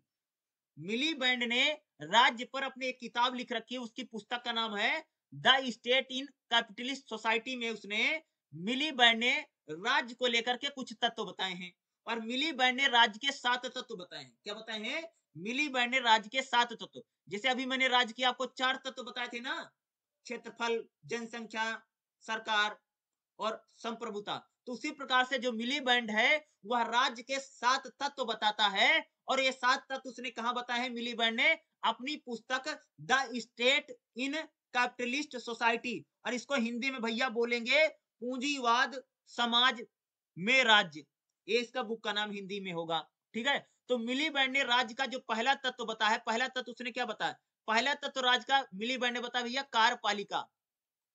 Milli band कहता है, कार्यपालिका लिख लेना, पॉइंट में बता रहा हूं, कार्यपालिका। देखो ध्यान सुनिएगा, राज्य के निर्माण के प्रमुख तत्वों में एक कार्यपालिका है। कार्यपालिका राज्य का संवैधानिक संस्था है जहां पर कानून बनाए जाते हैं, नीति निर्णय से संबंधित है। मिली बैंड कहता कि राज्य का पहला तत्व क्या भाई मेरे? कार्यपालिका है। मिली बैंड का राज्य का पहले तत्व कौन है? कार्यपालिका। और मिली बैंड कहता कार्यपालिका वह जगह होती है जहां पर राज्य से संबंधित सभी प्रकार के जो नियम कानून है उनको बनाया जाता है, जहां पर नीति निर्णय कैसे लेने हैं उनको बनाया जाता है। पहला कार्यपालिका है। दूसरा अगर आप देखेंगे तो सरकार है। मिली बैंड का जो दूसरा तत्व है वह मिली बैंड का होता सरकार है। तो सरकार को बहुमत प्राप्त राजनीतिक दल सरकार बनाते हैं। मिली बैंड कहता है कि राज्य का जो दूसरा तत्व सरकार है, जिन लोगों को इलेक्शन में, चुनाव में बहुमत मिलेगा वह लोग मिलकर के सरकार बनाते हैं। इनके हाथों में देश की वास्तविक शक्ति, यानी जो लोग सरकार बनाते हैं, जो चुनाव जीत कर आते हैं, उनके हाथ में देश की वास्तविक शक्ति होती है। यह पूरे देश के लिए कानून बनाते हैं और उसे लागू करवाते हैं। सरकार क्या करती है? पूरे देश के लिए कानून बनाती है, उसको लागू करवाती है। मिली बैंड ने राज्य का पहला तत्व क्या बताया भैया? कार्यपालिका। दूसरा तत्व उसने बताया भैया सरकार। मिली बैंड कहता है राज्य का जो तीसरा तत्व है वह प्रशासनिक तत्व है। क्या है? प्रशासनिक तत्व। याद रखना, मिली बैंड कहता था राज्य को चलाने के लिए प्रशासनिक संस्थाएं होती हैं, प्रशासनिक अधिकारी होते हैं। कुछ लोग इन्हें अस्थाई अस्थाई सरकार भी कहते हैं। मिली बैंड कहता था राज्य को चलाने के लिए हमें प्रशासनिक अधिकारी, कुशल अधिकारी होते हैं, जो बहुत चतुर होते हैं, बहुत दक्ष होते हैं। ये सरकार के नीति निर्णय में स्थापित करने का काम करते हैं। जो यहाँ पर प्रशासनिक तो क्या है, जो आईएएस होते हैं, जो आईपीएस होते हैं, उनकी बात करा। यानी तीसरा राज्य के तत्व में मिली बैंड ने क्या बताया है? प्रशासनिक तत्व। जो अधिकारी होते हैं, जो आईएएस आईपीएस होते हैं, जो भाई नियम कानूनों को बनवाते हैं, जो शासन कानून को बनवाने में महत्वपूर्ण है, ये क्या होते हैं? अपने काम में चतुर होते हैं, कुशल होते हैं, स्किल्ड लोग होते हैं, इनको बहुत बुद्धिमान होते हैं। इनकी परीक्षा लेकर के इनकी भर्ती की जाती, मिली बैंड कहता था। ठीक है, कंप्यूटर एग्जाम को पास करके आते हैं और बहुत चतुर होते हैं और अपने काम के एक्सपर्ट होते हैं। राज्य का तीसरा अंग मिली बैंड किसको बताता? तीसरा तत्व किसको बताता है? प्रशासनिक तत्व। जो प्रशासनिक अधिकारी होते हैं उनको बताता। 3 तत्व तो मिली बैंड ने बताए। चौथा तत्व मिली बैंड का था प्रतिनिधि संस्थाएं। चौथा तत्व उसने क्या बताया है कि राज्य को लेकर के बताया उसने? प्रतिनिधि संस्थाएं। मिली बैंड कहता था संसदीय लोकतंत्र की प्रणाली में संसद नाम की एक राजनीतिक संस्था है, जहां पर राज्य और सरकार से संबंधित सभी प्रकार के कार्य किए जाते हैं। संसद के 2 विभाग होते हैं, राज्यसभा, लोकसभा। अन्य देशों में संसदीय प्रणाली व्यवस्था है, कहीं पर इनको अलग अलग नामों से जाना जाता है। चौथा तत्व जो राज्य का मिली बैंड ने बताया भैया है प्रतिनिधि संस्थाएं। यानी जो हमारी संसद है, संसद को भी अगर आप देखेंगे तो मिलीबैंड कहता कि यह भी राज्य का एक तत्व है, जहां पर लोकसभा राज्यसभा होती है, जहां पर एक प्रकार से राज्य और सरकार से संबंधित सभी प्रकार के कानून बनाए जाते हैं। एक चौथा तत्व मिलीबैंड जो है राज्य का पांचवा तत्व क्या बताता है? मिलीबैंड राज्य का पांचवा तत्व बताता स्थानीय स्वशासन। यानी लोकल गवर्नमेंट बताता है स्थानीय शासन। मिलीबैंड कहता संसदीय लोकतंत्र में पंचायती राज जो व्यवस्था है, यह व्यवस्था लोकतांत्रिक पद्धति के आधार पर है। इसका मताधिकार के अंदर स्थानीय जो हमारी ग्राम पंचायती होती हैं, जो हमारे नगर निगम होते हैं, मिली बैंड इसको पांचवा तत्व बताता राज्य का। राज्य का पांचवा तत्व मिली बैंड जो है वह स्थानीय सरकारों को बताता है। जो हमारे स्थानीय स्वशासन होते हैं, गांव में भैया ग्राम पंचायत होती है और शहरों में नगर पालिका या नगर निगम होता है। पांचवा तत्व जो मिली बैंड है वह स्थानीय स्वशासन को, ठीक है, हमारी पंचायती राज जो व्यवस्था है इनको बताता है। कौन बताता है? मिली बैंड। और राज्य का जो छठा तत्व है मिली बैंड वो बताता है पुलिस और सेना को। क्या है? पुलिस और सेना को राज्य का छठा तत्व मिली बैंड ने।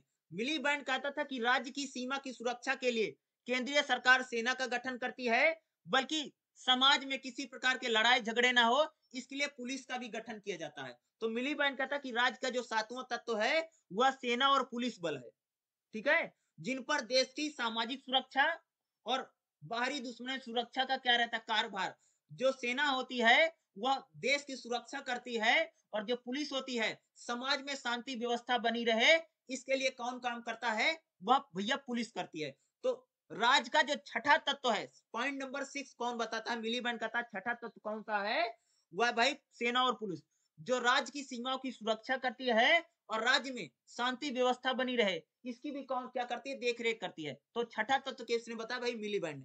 सातवां तत्व जो आखिरी तत्व बताता राज्य को लेकर के मिली बैंड कहता है, नाम याद है मिली बैंड। मिली बैंड कहता सातवां तत्व है न्यायपालिका, जुडिशरी, न्यायपालिका। तो मिली बैंड कहता कि राज्य का जो सातवां तत्व है वह है न्यायपालिका। ठीक है, क्या है भाई मेरे? न्यायपालिका। सरकार संविधान के अनुसार काम कर रही है। क्या बोला हूं? न्यायपालिका को लेकर के मिलीबैंड कहता था कि हमारी जो सरकार है वह संविधान में जो चीजें बताई गई हैं उनके अनुसार काम कर रही है या काम नहीं कर रही है, इसका जो फैसला होता है वह न्यायपालिका करेगी। अगर न्यायपालिका को लगता कि जो सरकार है वह संविधान के अनुसार काम नहीं कर रही है, क्या हुआ? अगर सरकार को लगता है, सॉरी, अगर न्यायपालिका को, भाई कोर्ट को, अगर हमारे उनको कोर्ट को लगता है कि जो सरकार है वह संविधान के अनुसार कार्य नहीं कर रही है, तो हमारी जो न्यायपालिका होगी वह सरकार के किसी भी कानून को निरस्त कर सकती। यानी न्यायपालिका जो है वह राज्य का सातवां तत्व कौन बताता है? मिली बैंड बताता है। ठीक है, इस प्रकार हम कह सकते कि मिली बैंड ने राज्य निर्माण को, उन सभी आवश्यक तत्वों को वर्णन किया है जो संसदीय लोकतंत्र में है। और मिली बैंड एक संसदीय, यानी जहां पर डेमोक्रेसी होती, जहां पर संसद होती है, उन राज्यों को बात करता है और कहता है कि वहां पर राज्य में 7 तत्व आपको दिखेंगे देंगे। और मिली बैंड के अनुसार राज्य में 7 तत्व होने बहुत जरूरी है। और एग्जाम का मैं सकता हूँ बड़ा इंपॉर्टेंट क्वेश्चन भाई मेरे बनता है कि राज्य पर मिली बैंड के विचार क्या है। बहुत इंपॉर्टेंट क्वेश्चन है और एग्जाम में आपसे जरूर पूछा जा सकता है। ठीक है, और मिली बैंड राज्य को लेकर के 7 चीजें बताता है। जिस प्रकार से मैंने आपको शुरू में बताया था राज्य में 7 तत्व हैं और मिली बैंड कहते हैं कि राज्य में 7 तत्व हैं। 7 तत्व कौन कौन से बताता मैं दोबारा बता देता हूँ। पहला तत्व कार्यपालिका है, जो भाई देश के लिए कानून बनाती है, सॉरी, जो कार्यपालिका क्या करती है, जो नियम कानून है ना उनको लागू करवाती है। ठीक है, कार्यपालिका एक प्रकार से जो कानून बने उनको निर्णय निर्माण में करती संवैधानिक संस्था होती है। दूसरा सरकार होती है, मिली बैंड के अनुसार सरकार, सरकार क्या बहुमत के आधार पे चुनकर के आती है और जो एक प्रकार से क्या करती, एक प्रकार से अगर आप देखोगे वह पूरे देश के लिए कानून बनाएगा सरकार। तीसरा मिली बैंड का जो राज्य को लेकर तत्व है वो प्रशासनिक संस्थाएं, जो आईएएस होते हैं, जो आईपीएस होते हैं, उनकी बात करता है। कहता है कि ये भी क्या करते हैं, अधिकारी होते हैं जो कुशल होते हैं, जो समर्थ होते हैं और अपने क्षेत्र के विषय में बहुत ज्यादा जानकारी इनको होती है। प्रशासनिक तत्व। चौथा तत्व बताता प्रतिनिधि संस्थाएं। मिली बैंड कहता देश में संसद होगी जहां पर लोकसभा राज्यसभा होगी, जहां पर नियम कानून या नीति निर्माण किए जाते हैं, प्रतिनिधि संस्थाएं बताता है। अगला बताता स्थानीय स्वशासन, यानी ग्राम पंचायत और नगर पालिका नगर निगम की बात करता है, यह भी राज्य के तत्वों में। और छठा तत्व बताता पुलिस और सेना को, पुलिस और सेना क्या करती है? पुलिस जो है भाई समाज में शांति बनाने का प्रयास करती है और सेना देश की रक्षा करती है। और सातवां राज्य का जो तत्व बताता है मिलिबेंड, वो न्यायपालिका को बताता है। न्यायपालिका क्या करती है कि सरकार संविधान के अनुसार काम कर रही है या काम नहीं कर रही है। इसका एक प्रकार से हमारी जो सरकार है, सॉरी हमारी जो न्यायपालिका वो सरकार का एक प्रकार से एनालिसिस करती है। उसको देखती है सरकार भैया संविधान में जो चीजें बताएगी उनके अनुसार काम कर रही है या नहीं कर रही है। संविधान में जैसे काम को लेकर के बातें की गई हैं वो चीजें हो रही है नहीं हो रही है। इस प्रकार की चीजों को कौन करता है? वह हमारी न्यायपालिका देखती है। अगर न्यायपालिका को कभी लगा कि सरकार भैया संविधान के अनुरूप काम नहीं करे, सरकार ने अगर कोई कानून बनाया है और कानून संविधान के अनुसार ठीक नहीं है, तो न्यायपालिका उस कानून को जीरो कर सकती है। ठीक है, तो इस प्रकार जो मिलीबैंड है वह राज्य के 7 तत्वों को लेकर के बात करता है। काफी इंपॉर्टेंट क्वेश्चन है और इस बार क्या पता आ भी सकता है, क्योंकि पिछले कुछ एग्जामों में क्वेश्चन पूछे गए। ठीक है, चलिए देख लेते हैं। ये तो हो गया, अब अगला जो रहेगा उसको भी देख लेंगे। अगला जो हमारा क्वेश्चन रहने वाला है 1.5 में, देखें नेक्स्ट क्वेश्चन क्या है? राजनीति एक व्यवसाय के रूप में, या कई बार एक क्वेश्चन आपसे पूछा जा सकता है एक पेशे के रूप में राजनीति पर विचार कीजिए। ठीक है, तो हम इस पर क्वेश्चन कई बार एग्जाम में पूछा भी गया है कि राजनीति को हम व्यवसाय के रूप में, एक पेशा जो होता नहीं भाई, व्यवसाय होता है जैसे हम लोग व्यवसाय करते हैं, वर्क करते हैं, उसके रूप में हमको राजनीति किस प्रकार से दिखाई देती है, यानी वोकेशनल के रूप में। क्या? वोकेशनल के रूप में। आप देखो, वेबर उनके पहले व्याख्यान राजनीति एक वोकेशन के रूप में वापस लाता है। यह तर्क देने के बाद राजनीति केंद्रीय राजनीतिक संघ राज्यों के साथ सभी ऊपर, वेबर ने यह कहते हुए जारी रखा कि राज्य की परिभाषा कार्यों के संदर्भ में नहीं देखी जाती। देखो, अगर मैं बात करूं मैक्स वेबर का, मत ध्यान सुनो आप क्या कहता है। मैक्स वेबर का मानना है कि राज्य को उसके कार्यों और उसके उद्देश्यों के रूप में संदर्भ में नहीं परिभाषित किया जा सकता है। नहीं, मैक्स वेबर कहता है कि हम राजनीति को, राज्य जो काम करता है, ध्यान रखना, मैक्स वेबर कहते हैं कि भाई जो राजनीति है, राजनीति को हम उसके, यानी राजनीति को हम राज्य के कार्य या राज्य के जो उद्देश्य हैं उसके रूप में हम परिभाषित नहीं कर सकते हैं। कोई ऐसा कार्य नहीं था जो विशेष रूप से राज्य की व्याख्या करता हो। मैक्स वेबर कहता है कि राजनीति को हम राज्य के रूप में परिभाषित नहीं कर सकते हैं, क्योंकि राज्य के पास ऐसा कोई विशेष काम नहीं है या राज्य के पास ऐसा कोई विशेष कार्य नहीं होता है जो विशेष रूप से राज्य की परिभाषा करे।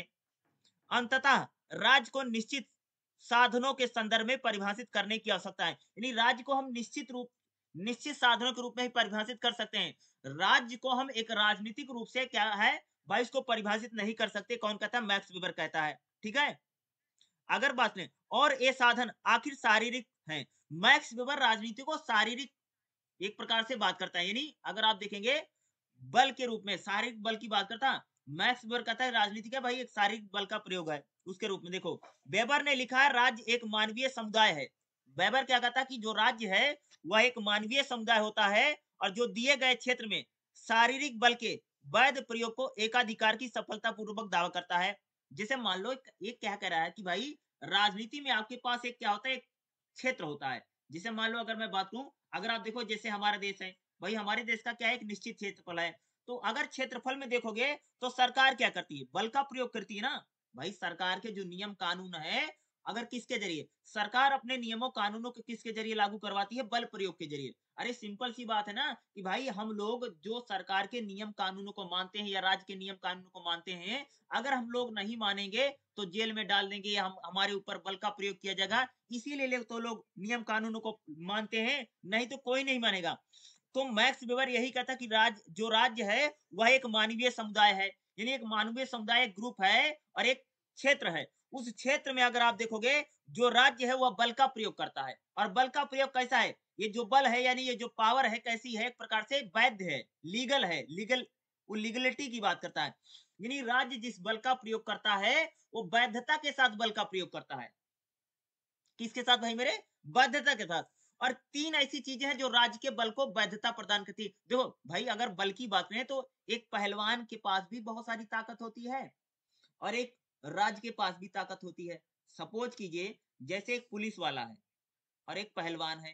भाई पहलवान के पास भी ताकत है और पुलिस वाले के पास भी ताकत है, लेकिन पहलवान के पास जो बल है वह सिर्फ एक पावर तक ही सीमित है, लेकिन पुलिस वाले के पास जो पावर है उसकी वैधता है, यानी लोग उसको मानते हैं। ठीक है, ये फर्क है।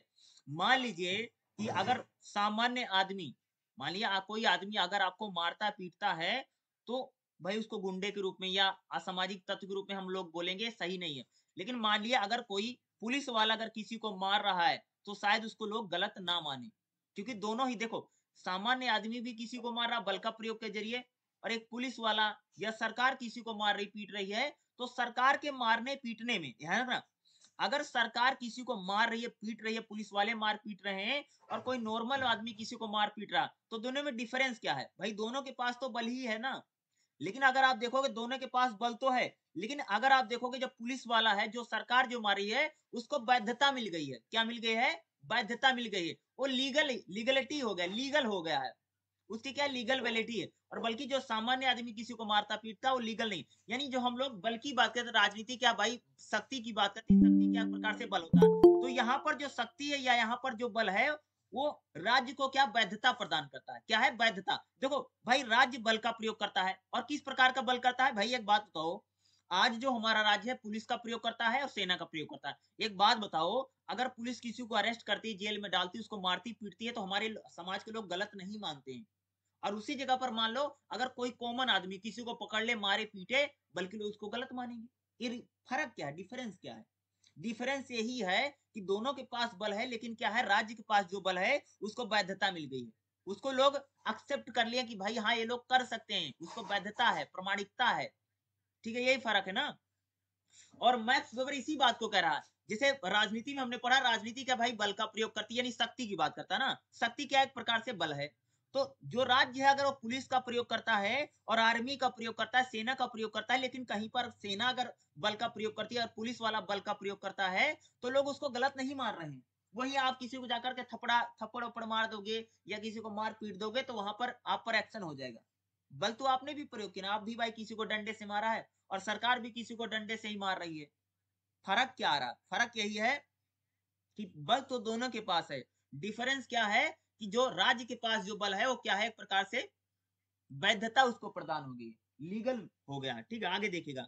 और 3 तरीके से बल हमारा वैधता प्रदान करता है। देखो, खास तौर से देखिएगा क्या बताता है, दिए गए प्रदेश या भौगोलिक क्षेत्र जिसके पास राज नियंत्रित करता है। देखो मान लो अगर कोई एक भूभाग है, ध्यान रखना क्या बोलो, मान लीजिए एक कोई भूभाग है, जमीन का टुकड़ा है, वहां पर अगर लोग रहते हैं, ठीक है, अपने नियंत्रण को संचालित करने के लिए शारीरिक बल का प्रयोग करेगा। राज्य, देखो राज्य के पास क्या होता है, एक भूभाग होता है, एक लैंड होता है, जमीन का टुकड़ा होता है, ठीक है, एक क्षेत्रफल है। उस क्षेत्रफल में जो लोग रहते हैं भाई, उनको संचालित करने के लिए, उनको कंट्रोल करने के लिए, भाई समाज में शांति बनी रहे, समाज में शांति व्यवस्था बनी रहे, समाज में अव्यवस्था ना फैले, समाज में लड़ाई झगड़ा ना हो, या समाज में, यानी कह सकते हैं सोसाइटी में एक प्रकार से प्यार मोहब्बत और भाईचारा बनी रहे, इसलिए सरकार अब नियंत्रण को, राज्य को संचालित करने के लिए कई बार क्या होता है, बल का प्रयोग करती है सरकार ना। और यही जो बल का प्रयोग होता है, ऐसे बल को वैध बल का एक अधिकार है भाई। अगर आपको बल तो कोई भी प्रयोग कर सकता है, तुम भी जाकर के किसी को मार पीट सकते हैं, हम भी किसी को मार पीट सकते हैं, सरकार भी किसी को मार, लेकिन सरकार के पास क्या है, एक प्रकार से वैधता है, और उसको क्या एक अधिकार है, सिंगल राइट है। सरकार ही किसी को पनिश कर सकती है, या राज्य ही किसी को पनिशमेंट दे सकता है, तुम पनिशमेंट किसी को नहीं दे सकते। क्या मैं बोला कि व्यक्ति किसी को पनिश नहीं कर सकता, लेकिन गवर्नमेंट, या सरकार जो है, वे राज्य कैसे लिए, वो किसी व्यक्ति को भी पनिश कर सकता है। तो उसकी पनिशमेंट यानी वो किसी को दंड दे सकता है, दंड यानी मार सकता है, दंड दे सकता है। आम व्यक्ति किसी को दंड नहीं दे सकता है। दंड में फर्क क्या, बल का प्रयोग क्या है ना, फर्क क्या है, यही वैधता कहता है कि मालिय राज्य के पास एक क्षेत्र है, एक नियंत्रित एक क्षेत्र है, भूभाग है, उस भूभाग पर जो लोग रहते हैं उनको कंट्रोल करने के लिए, उनको संचालित करने के लिए राज्य बल का प्रयोग करता है। और जिस बल का वो प्रयोग करता है, वो बल किस प्रकार का भैया, उसको वैधता मिल गई है, वो लीगल है, वैधीकरण है, लोगों ने उस बल को मानते एक्सेप्ट करते हैं। और क्या है, उस पर उस बल का क्या, उसको एकाधिकार है, सिर्फ वही उस बल का प्रयोग कर सकता है, अन्य कोई व्यक्ति तो करता नहीं है। ठीक है, इस वैधता को सभी द्वारा, लेकिन नहीं अधिकतर लोगों के द्वारा स्वीकार किया है। ये जो वैधता है, वैधता राज्य को जो वैधता मिलती है, लीगलिटी जो मिली है, कुछ लोगों के द्वारा नहीं, ज्यादातर लोगों के द्वारा उसके क्या स्वीकार कर लिया गया है।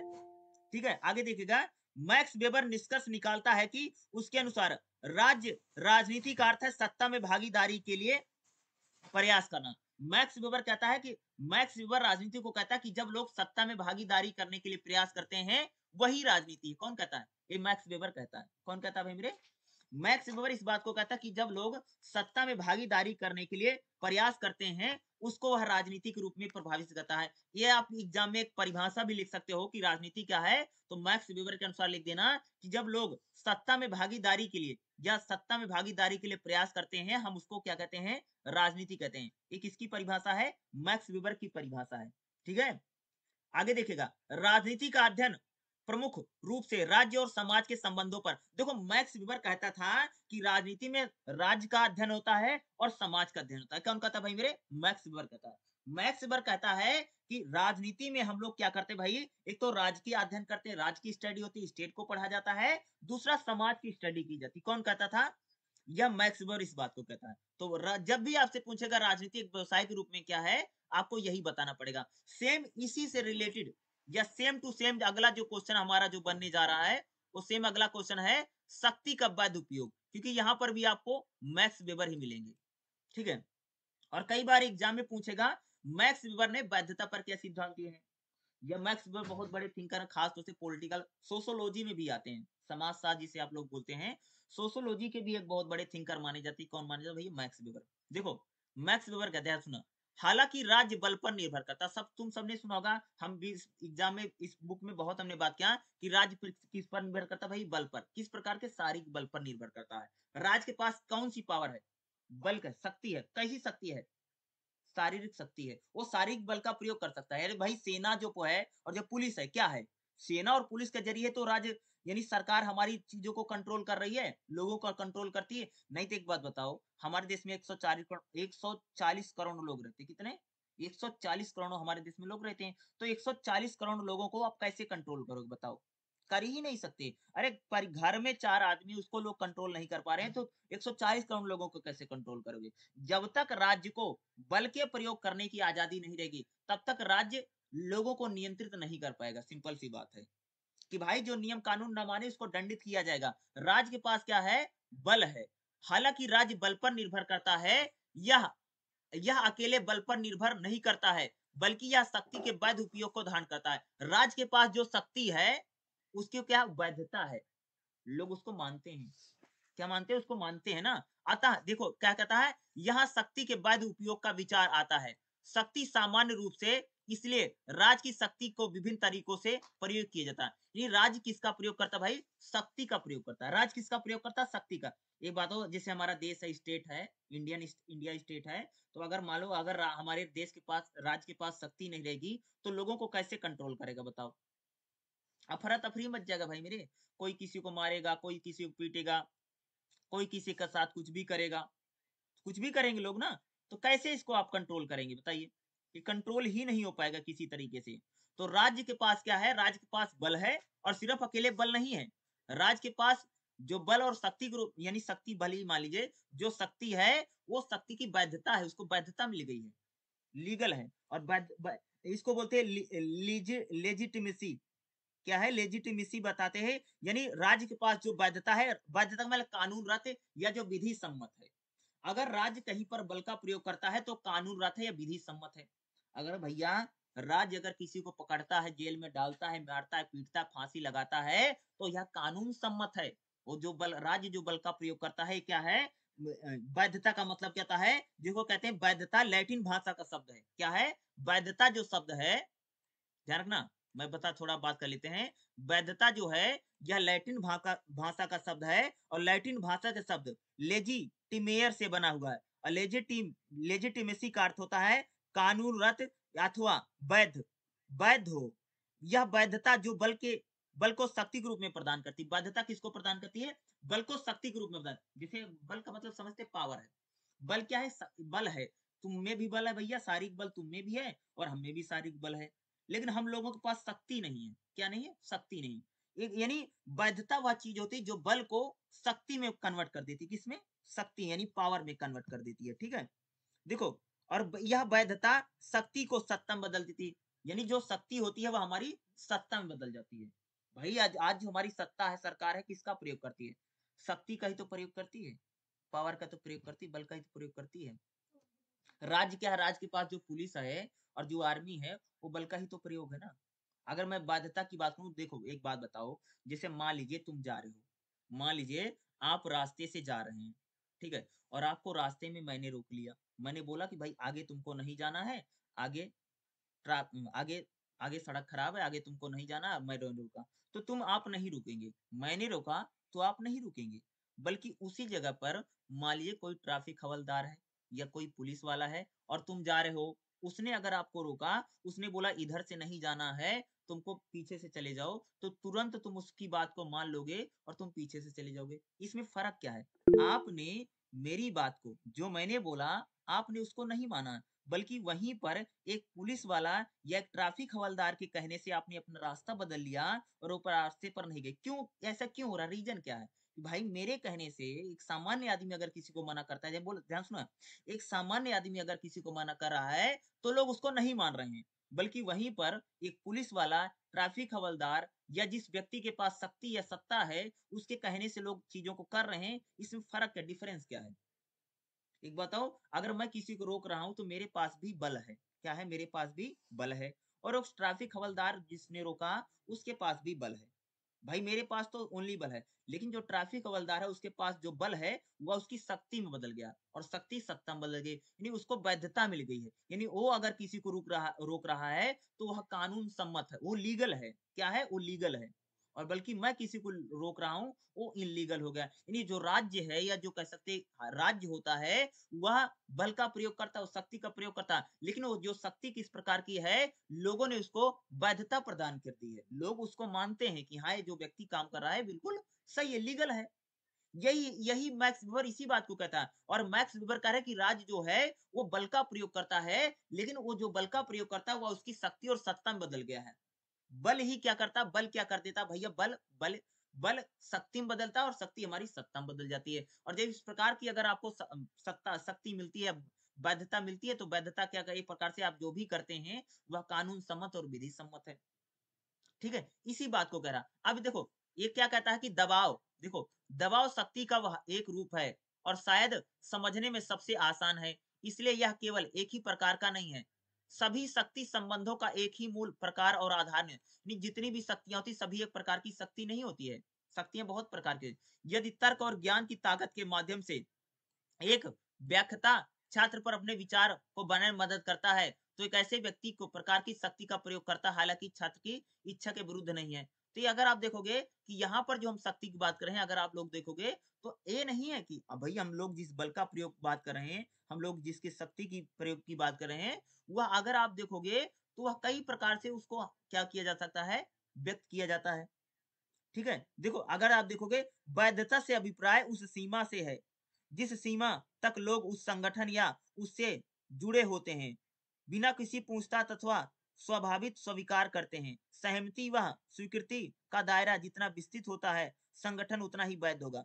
कह रहे हैं कि अगर हमारा जो संगठन है, चाहे हमारी सरकार है, और जितने लोग उसको एक्सेप्ट करेंगे, उतना उसका वैधता का जो दायरा होगा, जो दायरा होगा, वो क्या होगा, हमारा बढ़ता जाएगा। तो अगर आप देखेंगे, वैधता व्यवस्था की वह क्षमता है जिसके द्वारा यह विश्वास दिया जाता है, यह स्थिति रहती है कि वर्तमान की राजनीतिक संस्थाएं समाज हेतु सार्वजनिक है। वैधता क्या है? वैधता ये बताती कि भैया जो सरकार है, जो गवर्नमेंट है, वह जो भी कर रही है, वह लोगों के लिए भलाई के लिए कर रही है। भाई अगर किसी को पुलिस पकड़ लेती है और जेल में डाल देती है और फांसी चढ़ा देती है, तो लोगों में विश्वास रहता है कि हम जो सरकार काम कर रही है, वह लोगों के लिए कर रही है, या सर्वथा क्या है, उचित है। इसलिए लोग तो उसको मान रहे हैं। भाई एक पुलिस वाला अगर किसी को मारता है और एक ट्रैफिक हवलदार ने अगर आपको रोका है और आप उसको कहने से रुक जाते हैं और आप पीछे से चले जाते हैं, रास्ता बदल लेते हैं, इसका मतलब क्या है कि वह जो पुलिस वाला जो काम कर रहा है, वह समाज के लिए कर रहा है और वह समाज के लिए बिल्कुल उचित है। लोग ऐसा मानते हैं, तो इसलिए लोग है। इसलिए तो लोगों ने उसको वैधता प्रदान कर दी है। यही है, मैक्स वेबर इसी बात को कह रहा है कि राज्य के पास जो बल है, जो पावर है, उसको वैधता मिल गई है। मैक्स वेबर इस बात को बात कर रहा है। क्या कर रहा है कि राज्य के पास जो वैधता है, जो शक्ति है, सिंपल सी बात है ना। जैसे मान लीजिए, अगर मैं आपको बात बताऊं, जैसे मान लो भाई एक लड़का है, ठीक है, एक लड़की है, लड़का और लड़की रहते हैं। अगर वो बिना शादी के, मान लो लड़के और लड़की ने शादी नहीं की, मैंने क्या बोला, उन्होंने शादी नहीं की है, विदाउट शादी के अगर दोनों साथ में रहते हैं, क्या बोल रहा हूँ, लड़का है और लड़की है, दोनों बिना शादी के अगर साथ में रहते हैं तो हमारा समाज उसको एक्सेप्ट नहीं करता। क्या है? हमारा समाज उसको नहीं मानता है। ये समाज विरुद्ध है। बल्कि मान लो अगर कि एक लड़का है, लड़की है, अगर उन्होंने शादी कर लिया है, तो हमारा समाज उसको क्या मानता है? लीगल मानता है। उसको वैधता मिल जाती है ना, सिंपल सी बात है भाई ना। समाज में आपको दर्जा मिल जाएगा ना। लेकिन अब बिना शादी के अगर आप 2 लोग साथ में रहते हैं, तो भारतीय जो समाज है, इंडियन सोसाइटी की मैं बात कर रहा हूँ और कहीं की बात नहीं कर रहा हूँ, सिर्फ समझाने के लिए बता रहा हूँ, ठीक है? तो वो उसको मान लेगा ना। वैसे तो नहीं मानेंगे ना। ये फ़र्क क्या है? फ़र्क क्या है?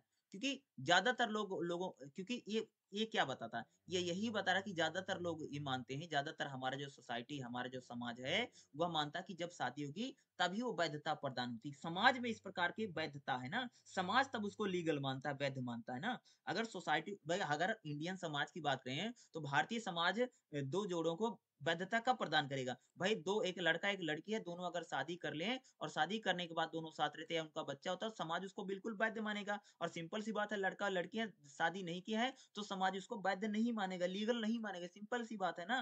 भैया आज की बात मत करो, ठीक है?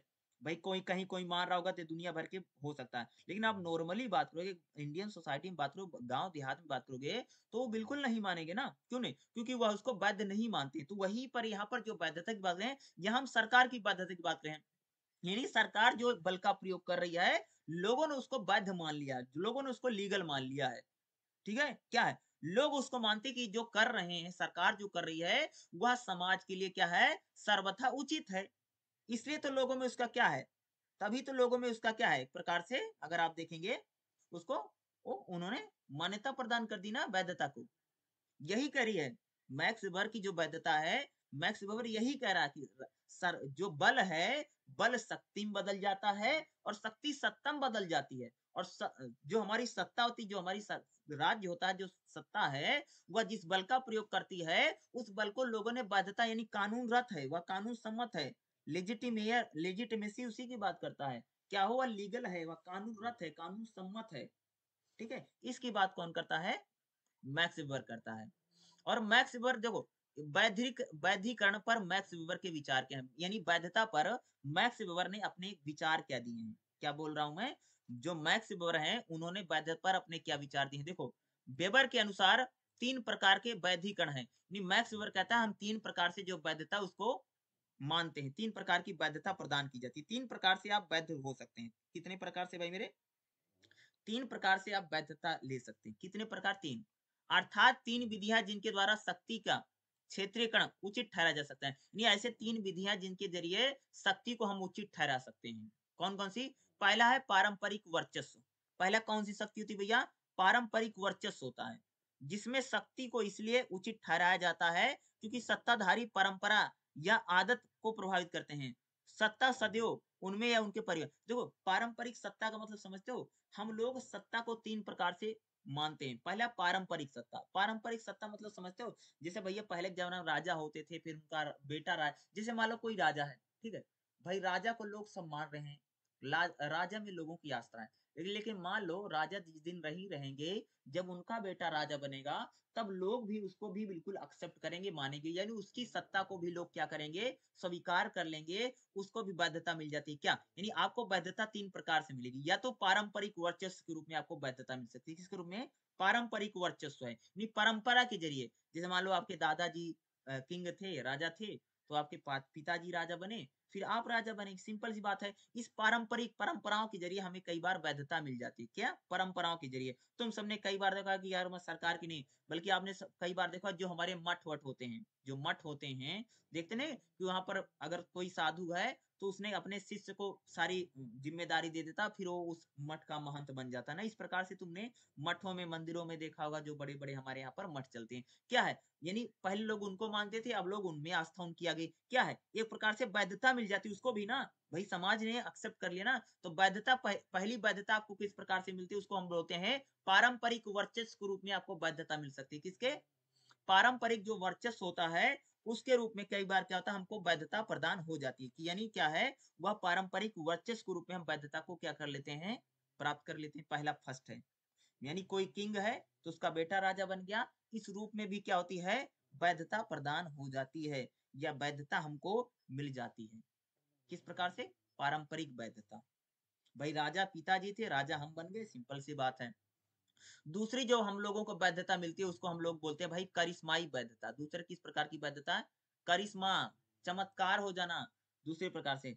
करिश्माई वैधता देखो, दूसरा है करिश्माई वैधता, विधि सम्मत है, लोग सत्ताधारी का आदेश मानते हैं क्योंकि वह नेता अलक्षण। खास तौर से जो करिश्माई वैधता ये नेताओं को मिलती है। जैसे अगर हमारे देश में देखोगे, तुम सबने देखा भैया ना कि कोई सामान्य सा आदमी इलेक्शन जीत करके तुरंत सत्ता प्राप्त कर लेता है, लोग उसको लीगल मानते हैं। एक बात बताइए, आज की अगर मैं 25 साल पहले बात करूं, कितने साल, 25 साल, 25 ईयर, तो उस समय अगर आप देखोगे, या मान लो 10 साल पहले, ठीक है, मान लो आज 2014 में अगर हम लोग चले जाएं आज, ठीक है, या 10 साल पीछे, 12 साल पीछे चलोगे, तो नरेंद्र मोदी को वैधता नहीं थी। अगर आप जिस रूप में वैधता, एक मुख्यमंत्री के रूप में इनको जरूर थी, ठीक है, लेकिन अगर आप देखोगे तो करिश्माई वैधता, यानी जब लोग चुनाव जीत करके अचानक रातों रात वैधता मिल जाती ना, ठीक है, इलेक्शन के जरिए, चुनाव के जरिए, उसको हम लोग बोलते हैं करिश्माई वैधता। नेता द्वारा प्रदर्शित असाधारण व्यक्तिगत गुणों के कारण लोग शक्ति धारा की संज्ञा प्रदान कर रहे थे। यानी कई बार तीसरी वैधता, दूसरी वैधता क्या भाई? करिश्माई वैधता। खास तौर से ऐसी वैधता नेताओं को मिलती है कि जब उनमें खास तौर से कोई न कोई करिश्माई वैधता है। करिश्मा क्या है? वही चमत्कार ही है ना, इलेक्शन जीत जाना रातों रात। अगर आप देखोगे भैया, पहले जो दिल्ली में केजरीवाल है, केजरीवाल क्या थे? कुछ नहीं थे, एक अधिकारी थे, सरकारी अधिकारी थे। लेकिन अगर आप देखोगे आज क्या उनको वैधता मिल गई ना, आज जो नियम फैसले लेते हैं, आज पूरी वो दिल्ली की जनता जो है, पब्लिक, उस पर लागू होता है ना, क्या है, उनको वैधता मिल गई ना भाई। आज बताओ, केजरीवाल की सरकार जो है, अगर किसी पर कोई चार्ज लगाती है, अगर किसी को अरेस्ट करती है, कुछ भी करती है, तो लोग उसको लीगल मानेंगे ना, लीगल मारे ना। तो दूसरी वैधता आपको किस प्रकार से मिलेगी? करिश्माई वैधता। एक बात बताओ, आज के समय में नरेंद्र मोदी का जो फैसला है, आज कोई भी फैसला डिसीजन लेती है, अगर सरकार लेती है, एक बात बताओ, नरेंद्र मोदी ने हाथ जोड़ करके, 22 तारीख को जब कोरोना लगा था, 22 मार्च को, उन्होंने बोला भैया कोई सड़क पे नहीं निकलेगा, और आज से कोरोना में क्या है, लॉकडाउन है। तो लोगों ने उनकी लॉकडाउन को कैसे मान लिया बताओ? ये तुम एक काम करो, नरेंद्र मोदी कहेगा तुम एक दिन रात को आओ 8 बजे, या 8 बजे आओ, और तुम बोलो कि भाई 12 बजे के बाद कोई घर से नहीं निकलेगा और देश में लॉकडाउन लग रहा है, और लोग आपकी बात को नहीं मानेंगे।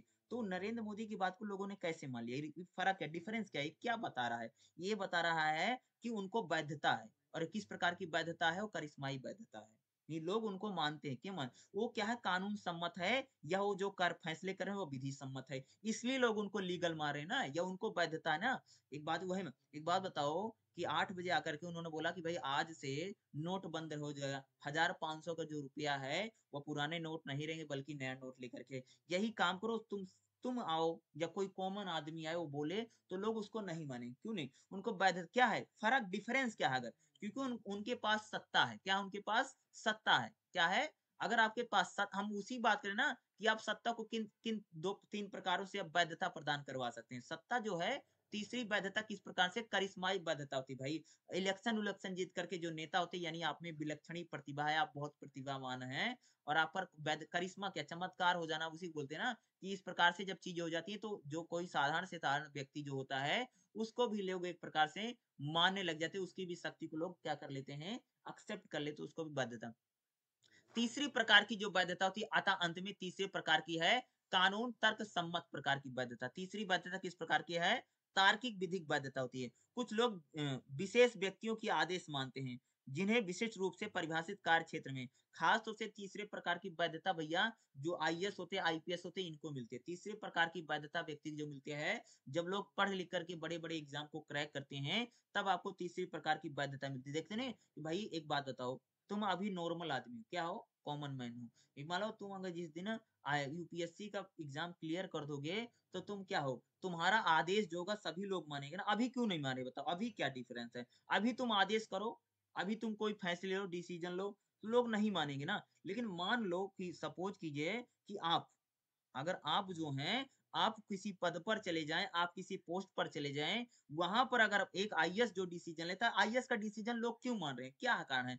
वही तीसरी बाध्यता हम वो लोग बात करें ना, कि वह क्या है, कानून और तर्क संगत प्रकार की होती है। क्या होती है? कानून और तर्क संगत प्रकार की, उसको हम क्या कहते हैं, बाध्यता कहते हैं। तीसरी बाध्यता का कानून और तर्क संगत प्रकार की, जिसको लोग बड़े बड़े एग्जाम, कॉम्पिटिटिव एग्जाम क्लियर करके बाध्यता लेकर के आते हैं ना, वही होता नहीं, तार्किक और होती है ना, तार्किक वही है, क्या तर्क के आधार पर आपने कोई बड़ा एग्जाम आपने क्रैक किया है या आपने कोई बड़ी परीक्षा पास की है, उसके बाद आपको इस प्रकार की क्या मिलती है, वैधता मिलती है ना। तभी मिलती है ना कि आपने कोई बड़ा एग्जाम पास किया है या कॉम्पिटिटिव एग्जाम आपने क्रैक कर लिया है, उसको जब आप क्रैक कर लेते हैं तब आपको उस प्रकार की क्या मिलती है, हम यहाँ देखते हैं कि उसको आपको वैधता मिल गई। तीन प्रकार से वैधता मिलती है। या तो भैया पहली प्रकार की किस प्रकार की वैधता होती है कि पारंपरिक पारंपरिक वर्चस्व की वैधता है, कि भाई राजा का बेटा राजा बना, उस प्रकार से आपको वैधता मिल सकती है। ठीक है। दूसरी क्या, करिश्माई वैधता, जो खास तौर से अगर आप देखेंगे जो नेता होते हैं, जो मंत्री होते हैं, जो मिनिस्टर होते हैं, उनको तीसरी प्रकार की करिश्माई वैधता। और तीसरी प्रकार की तार्किक विधिक वैधता। तार्किक विधि क्या, जो आईएएस और आईपीएस होते हैं, बड़े-बड़े कॉम्पिटिटिव एग्जाम को क्लियर करके आते हैं, उनको मिलती है तार्किक। उनको भी वैधता मिलती है। उनके उनका भी जो आदेश होता है, उनके जो फरमान होते हैं, लोग उनको मानते हैं ना, मानते हैं ना। भाई एक बताओ, अगर आप आईएएस अगर कोई लड़का है, आईएएस नहीं है, सिर्फ तैयारी कर रहा है, उसका कोई नहीं मानेंगे। मान लो तुम आईएएस की तैयारी करते हो, तुम परीक्षा दे रहे हो, तुम्हारा कोई कुछ नहीं मानता, तुम कुछ नहीं हो। और मान लो तुम सिर्फ यूपीएससी में तुम्हारा फर्स्ट रैंक आ गया, फर्स्ट रैंकर हो गए, तो क्या है, जिस दिन तुम आईएएस बन जाओगे, तुम्हारे भाई सारे लोग आदेश मानेंगे ना। क्या है, इसी को हम लोग क्या बोलते हैं भाई, तार्किक और विधिक वैधता, कानूनी और तर्क संगत वैधता, इसी को मानिए। तार्किक क्या है, तार्किक यानी आप तर्क के आधार पर आप किसी बड़े एग्जाम को क्रैक करके आए ना। और विधिक क्या है, विधि विधान के अनुसार है। तार्किक विधिक वैधता आपको मिलते हैं ना, जो आईएएस और आईपीएस। आपको एक बात हो, जो तार्किक और विधिक वैधता होती है, जो तीसरे प्रकार की वैधता है, ये ऐसा नहीं कि आपको पूरी, आपको किसी कार्य क्षेत्र में मिलेगी, आपको कोई काम मिलेगा, उसमें आपको पूरी आजादी रहेगी। जैसे आपको एग्रीकल्चर जो ना, जो आईएएस और आईपीएस होते हैं, ऐसा थोड़ी है कि तुमको पूरा देश सौंप दिया है, बल्कि तुमको कोई ना कोई स्पेसिफिक वर्क दिया जाए, कार्य क्षेत्र होगा। आपको एक डिस्ट्रिक्ट दे दिया, आपको एक मंत्रालय दे दिया, इस प्रकार से आपका कोई कार्य क्षेत्र होगा। वहां पर आपके नियम और आदेश जो होंगे पूरी तरह से लागू होंगे। आप वहां पर पूरी तरह से वैधता आपको मिलेगी। ठीक है, वहां पर आपको लोग मानेंगे, एक्सेप्ट करेंगे। तो यानी तीन प्रकार से, यानी मैक्स वेबर कहता है कि हम लोग जो खास तौर से मैक्स वेबर कहते हैं कि तीन प्रकार से अगर आप देखें, शक्ति को उचित ठहराया जा सकता है। तीन प्रकार से आप उसको सही कह सकते हैं, बिल्कुल सही है। भाई अगर राजा का बेटा, अगर राजा का बेटा अगर राजा बना, तो लोग उसको सही ठहराएंगे, उसकी शक्ति को। अगर वो बल का प्रयोग करेगा तो लोग सही मानेंगे। अगर कोई करिश्माई वैधता है, भाई कोई रातों रात इलेक्शन जीत करके आया है, अगर वो कहीं पर बल का प्रयोग करता है, अगर उसको उसको शक्ति मिलती है, लोग उसको सही मानेंगे। और तीसरा क्या, करिश्माई, दूसरी करिश्माई थी। और तीसरी जो होती है, अगर आप देखेंगे, या विधिक और तार्किक होती है। यानी जब आप पढ़ लिख करके कोई बड़े कॉम्पिटिटिव एग्जाम को क्लियर करते हैं, तो आपको तीसरे प्रकार की वैधता मिलती है, जिसको हम क्या बोलते हैं, तार्किक और विधिक वैधता। क्या, तार्किक और विधिक वैधता, यानी आपने कोई एग्जाम क्रैक किया है, तब ये आपको क्या की जाती है, प्रदान की जाती है। ठीक है। चलिए अगला देख लेते हैं, जो हमारा नेक्स्ट रहने वाला है। ठीक है, तो ये हो गया है। तो हमारा रहेगा, इसमें देखिए क्या, वैधता राजनीतिक विज्ञान का केंद्रीय सरोकार। तो यहाँ पर राइट, सी राइट मिल्स कहते हैं, राइट मिल्स के अकॉर्डिंग ये बात करेगा। और एक क्वेश्चन कई बार पूछेगा एग्जाम में, मैं क्वेश्चन बोल देता हूँ। वैधता राजनीतिक विज्ञान का केंद्रीय विषय क्या है। पॉलिटिकल साइंस में अगर आप देखेंगे, जो वैधता है, जिसको हम लेजिटिमेसी का बोलते हैं, ये राजनीतिक विज्ञान का क्या है, केंद्रीय विषय है, बहुत इंपॉर्टेंट है। क्योंकि जब पॉलिटिकल साइंस की हम लोग बात करते हैं, तो पॉलिटिकल राजनीति क्या करती है भाई, बल का प्रयोग करती है, शक्ति का प्रयोग। तो राजनीति जो शक्ति का प्रयोग करती है, उसको उसी को क्या मिली, वैधता। और यह क्या है, राजनीतिक विज्ञान का केंद्रीय विषय है। व्याख्या की देखो, सी राइट मिल के अनुसार वैधता का विचार राजनीतिक विज्ञान का केंद्रीय अवधारणाओं में से एक है। क्या देखो, सी राइट मिल कहता है कि जो वैधता का विचार है, जो वैधता है, यह कहता है कि यह राजनीतिक विज्ञान का केंद्रीय विषय है।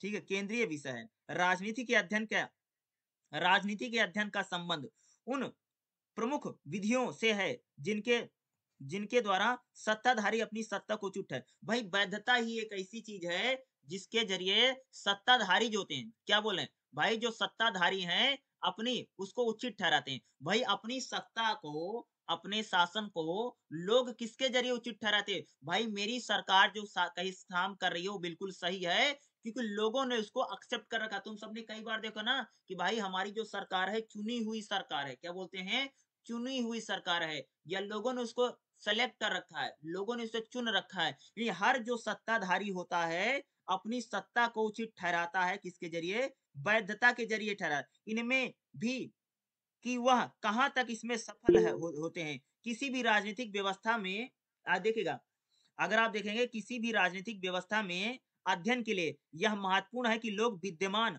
राजनीतिक व्यवस्था को कहां तक वैध मानते हैं। इस प्रकार का राजनीतिक संरचना का आधार सहमति पर कितना है, वनस्पति पर बल की है। देखो किसी भी राजनीतिक व्यवस्था को लोग कहाँ तक सही मानते हैं और कहाँ तक उसको लीगल मानते हैं, यह भी क्या एक बहुत बड़ा प्रश्न है। भाई कोई सरकार हो ना, तुम सबने कई बार देखा अगर लोग बोलते हैं कि भैया हम इस सरकार को मानते नहीं है या हम इस सरकार में इसमें हमारा मानते नहीं सर, जैसे तुमने कई बार एक बड़ा अगर मैं बात करूं, एक बार पाकिस्तान का ही था, एक वीडियो बहुत वायरल वीडियो है, ठीक है, ये गवर्नमेंट बिक गई और गवर्नमेंट में कुछ नहीं है, शब्द तुम सबने सुना होगा, बहुत मीम में चलता था, क्या था, ये गवर्नमेंट बिक गई, इस गवर्नमेंट में कुछ नहीं। इसका मतलब क्या है कि लोगों में इस प्रकार का रोष है, वो कहते हैं कि हम इस सरकार को नहीं मानते हैं। तो वही बोल रहा कि जो वैधता है, वैधता अगर आप देखेंगे तो राजनीतिक संरचना का सहमति पर आधारित है, ठीक है, और लोग उस व्यवस्था को कहाँ तक वैध मानते हैं, इस पर भी क्या है एक बहुत बड़ा क्या क्वेश्चन के रूप में इसकी बात करता है। वैधता क्या है कि लोग आपकी सरकार को या लोग आपकी गवर्नमेंट को, ठीक है, वो कितना सही मानते हैं, इस पर बात करता है। सत्ता के उन वास्तविक औचित्यों का पता लगाना भी महत्वपूर्ण है कि जिनको प्रस्तुत किया गया है, अर्थात वह विधियां जिनके द्वारा राजनीतिक व्यवस्था को वैध बताया गया। नहीं, हम वैधता के जरिए क्या करते हैं, जो हमारी राजनीतिक व्यवस्था है उसको हम वैध बनाने का प्रयास करते हैं। यानी वैधता एक ऐसी चीज है जिसके जरिए हम अपनी सरकार को जायज ठहराने की क्या करते हैं, बात करते हैं। क्या है भाई, वैधता एक ऐसी चीज है जिसके जरिए हम लोग क्या करते हैं, अपनी सत्ता को, अपने शासन को और अपनी सरकार को क्या वैध ठहराने की क्या करते हैं, कोशिश करते हैं। और वैधता यही बताती है कि वो अपनी सरकार को किस प्रकार से हम लोग क्या कर रहे हैं, उसको वैध बताने की क्या करते हैं, प्रयास करते हैं, यही वैधता है। और इस यही इसीलिए तो बोलता है, अगर आप देखेंगे जॉन राइट मिल यही कह रहा है कि लोग वैधता के जरिए सरकार को जायज ठहराने की बात करते हैं। यहाँ पर देखिएगा, समाजशास्त्री अगर अगर बात करूं, कहता है किसी भी राजनीतिक व्यवस्था का राजनीतिक मंत्र है, वैधता का प्रश्न तब है भी अत्यधिक महत्वपूर्ण हो जाता है जब राजनीतिक व्यवस्था में अस्थायित्व और परिवर्तन की बात आती है। और वैधता का जो क्वेश्चन है, प्रश्न है, जब राजनीति बदलती है या राजनीति में कोई परिवर्तन आता है। देखो कई बार देखो ना, तुम सबने देखा, अगर सरकार बदलती है, अगर सरकार में चेंज आता है, तब एक बड़ा क्वेश्चन होता है, भाई हमारी सरकार को कितने लोग मानते हैं, कितने लोग नहीं मानते, कितने लोग उचित ठहराते। यह एक बहुत बड़ा प्रश्न आता है। यह सच है कि राजनीतिक प्रणालियों उन परिस्थितियों में भी संचालित हो सकती हैं जहां जनसंख्या का एक बड़ा भाग प्रणाली को वैध मानना छोड़ दे। करेंगे भैया, राजनीति तब भी कई बार होती है, तुम सबने कई बार देखो कि कई बार ऐसी सरकार होती है कि लोग उसको नहीं मानते हैं, भाई मेरे तब भी सरकार चलती रहती है। क्या देखो, एक बड़ा बात कर रहे हैं, ये कह रहा है कि वैधता की हम लोग कह रहे हैं कि जहां मान लीजिए कहीं किसी देश की जनसंख्या, उस देश का बड़ा भाग, बड़े संख्या में लोग उसको वैध नहीं मानते हैं, तब भी वहां पर राजनीति हो सकती है। हाल के वर्षों में अगर आप देखेंगे, दक्षिण अफ्रीका के उदाहरण दिया जा सकता है, जहां पर पोलैंड के लोगों को प्रतीत होता कि वहां पर रूजवेल्ट काल में जो वहां के सरकार है, लोकप्रिय तत्वों की आंख में थोड़ी ही वैधता थी। देखो कई बार होता है कि कई बार जो सरकारें होती हैं उसको पूर्ण वैधता नहीं होती है, या कई बार लोग सरकार को वैध नहीं मानते हैं, ऐसे कई बार हमको देखने को मिलेगा। देखो ये अक्सेप्ट, देखो वैधता को लेकर के जितने थिंकर हैं वही कहते हैं, सारे थिंकर यही कहते हैं कि जो लोग हैं वह सरकार को वैध मानते हैं या लीगल मानते हैं, ज्यादातर लोग की बात करता। और कई बार ऐसा भी हो सकता है कि लोग, ज्यादातर लोग उस सरकार को वैध नहीं मानते हो, लेकिन फिर भी अगर आप देखेंगे तो वह सरकार पूरी तरह से कई बार चलती रहती है। ठीक है, होता है ना, कई बार कम लोगों का भरोसा। तो यह अपने आप पर अधिक अनिश्चित स्थिति में आघात योग और आकस्मिक घटना के प्रभाव को जकड़ पाता है। यह प्रणाली कुछ समय के लिए रहती है। देखो अगर लोग, या एक बात बताऊं, अगर किसी भी सरकार को लोग लीगल नहीं मानते हैं और ठीक नहीं मानते हैं, तो वह सरकार बहुत लंबे समय तक नहीं चल सकती है। लेकिन क्रांतिकारी परिवर्तन की स्थिति तब उत्पन्न होती है जब यह सहमति की बजाय बल पर अधिक आधारित हो। देखो कह रहे हैं कि अगर कोई सरकार, अगर लोग सरकार को उचित नहीं मानते हैं, ये तो चलो ठीक है, अगर लोग सरकार को उचित नहीं मानते हैं और वह सरकार लोगों पर अगर बल का प्रयोग करेगी, तब लोग वहां पर क्रांति कर सकते हैं और सरकार को बदलने के लिए लोगों में एक प्रकार से आवाज उठ सकती, क्रांति का हो सकता है। तो वैधता बहुत जरूरी है, किसी भी सरकार के लिए, किसी भी सत्ता के लिए क्या है, वैधता का होना बहुत जरूरी है, क्योंकि अगर लोगों में वैधता नहीं रहेगी तो वह सरकार लंबे समय तक नहीं चल सकती है। अब सरकार को बहुत लंबे समय तक रन नहीं कर पाएंगे। ठीक है। अगर आप देखोगे कहीं पर भी अगर तानाशाही आई है और कहीं पर निर्वाचित सरकार लोगों के द्वारा इलेक्टेड सरकार नहीं रही या लोगों के द्वारा चुनी हुई सरकार नहीं रही है, तो वह सरकार लंबे समय तक नहीं चल पाई। अगर कोई सरकार निरंकुश है, अगर लोगों पर अत्याचार करती, लोगों का शोषण करती, लोगों का दमन करती है, तो वह सरकार बहुत लंबे समय तक चल नहीं पाएगी। उसको लिए बहुत लंबे समय तक रन करना या शासन चलाना यह आसान नहीं होगा। क्या बोल रहा हूं? यह बिल्कुल भी आसान नहीं होगा कि वह अपनी सरकार को चला लें। या वो सरकार चल सकती है, यह बिल्कुल क्या हो जाएगा, मुश्किल हो जाएगा और यह बहुत दिक्कत की मामला रहेगा। ठीक है, इसी बात को इसलिए बाध्यता को लेकर के ज्यादातर जो थिंकर हैं, ज्यादातर जो हमारे विचारक हैं, वो लोग इसी बात को कहते हैं कि जो जोड़ तोड़ स्वीकृति। दूसरी क्या, अगर मैं बाध्यता की बात करूं, राजनीति में अगर आप देखो, राजनीति भैया जोड़ तोड़ की राजनीति होती है और राजनीति में बहुत सारे लोग चीजों को एक्सेप्ट करते हैं और कई लोगों को सहमति होनी बहुत ज्यादा जरूरी है। राजनीति में अगर आप देखेंगे खास तौर से सत्ता में ज्यादातर लोग उससे सहमत हों या बहुत ज्यादा क्या है, जरूरी है। अगर हम लोग इसकी बात करें खास तौर से, ये क्वेश्चन खास तौर से क्वेश्चन बहुत पूछा जाता है। मैं क्वेश्चन की बात करता हूँ, क्वेश्चन काफी इंपॉर्टेंट रहेगा। मैं क्वेश्चन बोल रहा हूँ, ध्यान सुनिएगा। राज्य मिशनरी के कर्मचारी अभिजात वर्ग पर संक्षिप्त टिप्पणी। यानी राज्य के जो कर्मचारी अभिजात वर्ग समझते हो? अभिजात वर्ग का मतलब होता है कि जो अमीर वर्ग है, जो पैसे वाला वर्ग है, जो पूंजीपति वर्ग है, उसी को हम लोग क्या बोलते हैं भाई मेरे, अभिजात वर्ग बोला जाता है। क्या बोला जाता है? और राज्य मिशनरी के कर्मचारी, राज्य मशीनरी, मशीनरी मतलब समझते हो, जो सरकारी कर्मचारी हैं उनकी बात करेगा। और जो अभिजात वर्ग है उनकी हम लोग बात, देखो राज्य पूरी तरह से मशीन नहीं है। एक बात ना, राज्य जो यानी जो स्टेट है पूरी मशीन नहीं होता है। क्या बोलता है कि राज्य जो है वह पूरी तरह से मशीन नहीं है। यद्यपि राज्य मशीनरी मुहावरे का प्रयोग किया जाता है। राज्य लोगों द्वारा संचालित संस्थाओं का सेट है। देखो देखो, राज्य जो है लोगों द्वारा संचालित होता है, लोग ही राज्य को चला रहे हैं और राज्य कोई मशीनरी नहीं है, मशीन नहीं है कि आप उसे और कुछ कर लेंगे। जिसके कर्मचारी विचार और बुनियादी प्रवृत्तियों, उनकी उत्पत्ति और सामाजिक, ठीक है, सामाजिक परिणाम द्वारा काफी हद तक प्रभावित होते हैं। देखो राजनीति में अगर आप देखोगे, राज्य के जो कर्मचारी होते हैं, जो वर्कर होते हैं, जो राज्य में जो भी कर्मचारी सरकारी भाई, वह समाज में क्या हो रहा है और उनकी उत्पत्ति कैसे हुई है और समाज में कैसी चीजें हैं, उनका उनका प्रभाव पड़ेगा ही पड़ेगा। राज्य एक मशीन नहीं है और राज्य को एक मशीन के रूप में हम राज्य को नहीं देख सकते हैं। ठीक है, ये नहीं कि राज्य जो कुछ भी बोलेगा लोग उसको मान लेंगे, भाई खाता ना भाई, राज्य ने जो कहा सब सही, ये बात नहीं है। यानी राज्य जो है वो मशीन नहीं है और राज्य अपने लोगों को मशीन की तरह संचालित नहीं कर सकता है। और राज्य के जो कर्मचारी, जो वर्कर होंगे, समाज में जो प्रभाव होगा उस पर उनका प्रभाव पड़ेगा। राज्य के संभ्रांत कौन है भाई? राज्य में अमीर कौन है? संभ्रांत का मतलब होता है पूंजीपति कौन है? यह राजनीति के अध्ययन में एक महत्वपूर्ण समस्या है। ठीक है, जीएस ने कहा था कि द पॉलिटिकल ऑफ जुडिशरी में नामक पुस्तक में राज्य के संभ्रांत पद को पद को हाल में वर्तमान अध्ययन के माध्यम से यह दर्शाता है कि ब्रिटेन में सामान्यतः 5 पूर्ण कालिक पेशेवर न्यायाधीश में से 4 अभिजात वर्ग के होते थे। अगर इंग्लैंड इंग्लैंड में देखो भैया, इंग्लैंड की बात कर रहा है, इंग्लैंड में जो न्यायपालिका होती थी ना, वहां पर जो 5 न्यायाधीश होते थे।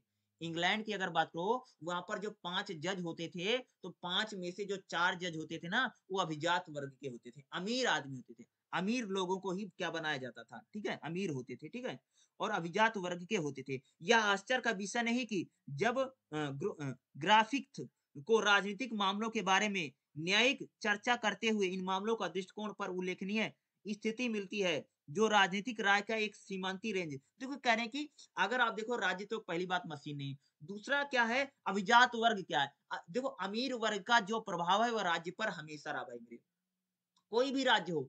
आज देखो, आज हमारे देश में देखो, जो अमीर लोग हैं, अंबानी है, अडानी है, दुनिया भर के लोग हैं, उनका प्रभाव आज हमारे राज्य पर है ना, सरकार पर है ना। उसी प्रकार से भाई इंग्लैंड इंग्लैंड हो, कोई भी देश हो, वहां पर जो अभिजात वर्ग था, जो अमीर वर्ग था, उसका प्रभाव राज्य पर रहा ही रहा है। या राज्य उनके समर्थन में कानून बनाएगा या चीजों को करेगा, इनका प्रभाव तो राज्य पर हमको देखने को मिलता ही मिलता है। राज्य राज्य एक मशीन नहीं है और राज्य के जो कर्मचारी होते हैं, राज्य पर, राज्य यानी राज्य जैसे रहेगा, समाज जैसे रहेगा, उसका प्रभाव उनके कर्मचारियों पर पड़ेगा। और अभिजात वर्ग क्या है? अभिजात वर्ग यानी जो अमीर वर्ग है, और अमीर वर्ग का जो प्रभाव है वह हर एक राज्य पर अलग अलग प्रकार से पड़ेगा। क्या बोल रहा हूं कि जो अमीर वर्ग है उस अमीर वर्ग का जो प्रभाव होगा वह हर एक राज्य पर कह सकते हो कि अलग अलग प्रकार से पड़ सकता है।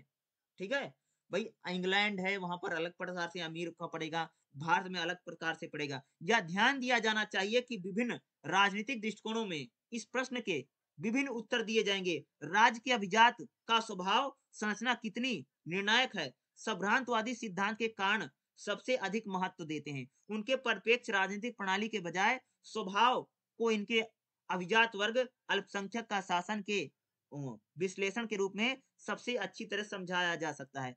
जो राज्य के उपकरण देखो, राज्य के जो अभिजात वर्ग हैं उनका स्वभाव कैसा है, उनकी संरचना कैसे है, यह भी बहुत अधिक महत्वपूर्ण है। राज्य का जो अमीर वर्ग है वह अमीर वर्ग किस प्रकार का है, इस आधार पे भी राज्य पर क्या पड़ेगा, उसका प्रभाव पड़ेगा। अरे भाई, तुमने कार्ल मार्क्स का नाम सुना? कार्ल मार्क्स पूरी तरह से वो कहते हैं कि राज्य पर एक प्रकार से अमीरों का वर्चस्व है। दूसरे प्रकार से आप जो उदारवादी हैं वो तो भाई पूरी तरह से कहते हैं कि एक प्रकार से व्यक्ति को ज्यादा राइट दे दो, ज्यादा अधिकार दे दो। तो अभिजात जो वर्ग है, जो अमीर वर्ग है, उसका प्रभाव हमें राज्य पर देखने को ही मिलेगा, चाहे कोई भी राज्य रहा हो। आज इंडिया देखो, चाहे पाकिस्तान, कोई भी देश रहा होगा, आज चाहे पहले के देश रहेंगे भाई, जब हमारे देश में मुगल थे या जब हमारे देश में दिल्ली सल्तनत थी, उस समय पर भी अगर आप देखोगे अमीरों का जो प्रभाव था वह राज्य पर तो पड़ा ही पड़ा है, तो पड़ेगा ही पड़ेगा। इस कारण से वेबर जर्मनी के राजनीतिक नेतृत्व की प्रकृति को लेकर के अधिक चिंतित थे। ज्यादातर जो थिंकर है वो इसको लेकर के बहुत चिंतित होते हैं कि जो अमीर वर्ग है, जो अभिजात वर्ग है, उसका प्रभाव राज्य पर ना पड़े। वह सशक्त संसद के पक्षधर थे। बहुत सारे लोग जो है वो कहते हैं सशक्त रूप से राज्य रहे, यानी अमीर वर्ग का जो प्रभाव है राज्य पर ना पड़े, क्योंकि वह इच्छित नेता का सृजन और उनकी जिम्मेदारी युक्त कार्यों के क्षमता के लिए पर्याप्त प्रशिक्षण प्रदान करेगा। वैकल्पिक रूप से नेतृत्व नौकरशाही के हाथ में चला दिया जाएगा, जिसका देखो देखो ज्यादातर लोग कहते हैं कि जब राज्य पर अभिजात वर्ग का वर्चस्व रहेगा तो अभिजात वर्ग ना शासन को ना नौकरशाही के जरिए या जो नौकर सरकारी कर्मचारियों के जरिए वो राज्य को चलाने का प्रयास करेंगे, और राज्य जो रहेगा वह फिर बेहतर नहीं चल पाएगा। ठीक है, इस संदर्भ में मार्क्सवादी सिद्धांत राज्य के अभिजात वर्ग को कम महत्व प्रदान करना, यह बहस होगी कि राज्य गतिविधियों का प्रयोजन। देखो, जो मार्क्सवादी हैं वह राज्य में खास तौर से अभिजात वर्ग को बिल्कुल गलत मानते हैं, और मार्क्सवादी तो भैया बिल्कुल कहते थे कि राज्य में एक प्रकार से जो अभिजात वर्ग है, जो अमीर वर्ग है, वह मजदूरों का शोषण कर रहा, दमन कर रहा है, और अभिजात वर्ग एक प्रकार से राज्य का खिलौना बन गया है। अभिजात वर्ग ने क्या किया, राज्य को एक टूल के रूप में मजदूरों का शोषण करा। तो मार्क्सवादी तो बिल्कुल नहीं मानते हैं अभिजात वर्ग को, कहते हैं कि एक प्रकार से राज्य का शोषण कर रहे हैं। अभिजात वर्ग के जो लोग हैं वह राज्य के जरिए मजदूरों का शोषण करता, दमन करता, इस बात को कहते हैं। ठीक है, ये उसको नहीं मानते हैं। ठीक है, वहीं पर अगर आप देखोगे जो सर्वसत्तावादी की अवधारणा का अर्थ है उस परिस्थिति का जिक्र करना जहां समाज पूरी तरह से राज्य शक्ति द्वारा नियंत्रित होता है, इसलिए समाज के पास किसी भी प्रकार की स्वतंत्रता नहीं होती है। देखो, अगर मैं सर्वसत्तावादी की बात करूं तो कहते हैं कि राज्य जो है वह पूरी तरीके से, भैया सर्वसत्तावादी जो है कहते हैं कि राज्य पूरी तरीके से अगर आप देखेंगे तो क्या है, वह शक्ति के द्वारा संचालित होता है, और राज्य पर किसी प्रकार की किसी का भी कोई वर्चस्व नहीं होता है, और राज्य के पास पूरी स्वतंत्रता होती है। इसकी बात करते हैं, यानी अगर आप देखोगे राज्य का जो अभिजात वर्ग है उसको लेकर के जो अलग अलग विचार हैं, खास तौर से अगर आप मार्क्सवादियों की बात करेंगे तो मार्क्सवादी अभिजात वर्ग को बहुत कम महत्व देते हैं, और कई सारे थिंकरों का मानना था अभिजात वर्ग का जो प्रभाव है वह राज्य पर कम से कम पड़े। राज्य के प्रशासन पर, यानी राज्य का जो शासन प्रशासन है उस पर जो अभिजात वर्ग है, जो अमीर वर्ग है, जो पैसे वाला वर्ग है, उसका प्रभाव राज्य पर किस प्रकार से हम उसको कम कर सकते हैं, उसके लिए करना चाहिए। कई सारे लोग अगर आप देखोगे, खास तौर से जैसे मैंने वेबर की बात की, तो मैक्स वेबर इस बात को कहता है, वो लेकर के चिंतित था कि भाई अमीरों का प्रभाव राज्य पर ना पड़े, इसके लिए हमें सशक्त रूप से संसद के पक्षधर हैं, यानी लोग चुन करके आए, लोग इलेक्टेड होकर के आए। मैक्स वेबर कहता है कि अगर राज्य पर अभिजात वर्ग का प्रभाव रहेगा तो अभिजात वर्ग जो नौकरशाही के जरिए राज्य को चलाएगा, नौकरशाहों के जरिए चलाएगा, तो वह बिल्कुल सही नहीं रहेगा। इसीलिए करके वहीं पर मार्क्सवादी जो सिद्धांत है वह राज्य में अभिजात वर्ग को बर्दाश्त नहीं करता। वो कहता है कि अभिजात वर्ग के लोग, जो अमीर वर्ग के लोग हैं, उन्होंने तो मजदूरों का शोषण कर लिया, दमन कर लिया है, क्योंकि राज्य को उन्होंने एक प्रकार से टूल के रूप में, औजार के रूप में यूज किया है। तो ये आपके एग्जाम में क्वेश्चन जरूर पूछा जा सकता है कि राज्य के प्रशासन के कार्मिक अभिजात वर्ग, बहुत इंपॉर्टेंट क्वेश्चन है और ये कई बार एग्जाम में पूछा गया है। कई बार क्या पूछेगा, राज्य मिशनरी के कर्मचारी अभिजात वर्ग पर संक्षिप्त टिप्पणी लिखे। ये आपके एग्जाम में आ सकता है और पहला चैप्टर बहुत इंपॉर्टेंट है अगर मैं बात करूं, और एग्जाम में कम से कम, क्या बोल रहा हूं, कम से कम एक क्वेश्चन आपके एग्जाम में जरूर पूछा जा सकता है और एक क्वेश्चन आ सकता है। ठीक है, तो लगभग अगर मैं बात करूं, ये हमारा जो चैप्टर रहेगा ये लगभग समाप्त हो गया। अब अगला जो हमारा चैप्टर रहेगा वो दूसरा चैप्टर रहेगा, उसको भी हम लोग देख लेंगे। ठीक है, जो नेक्स्ट चैप्टर रहेगा, पहला चैप्टर में मैंने सारा पढ़ा है, कुछ भी छोड़ा नहीं है।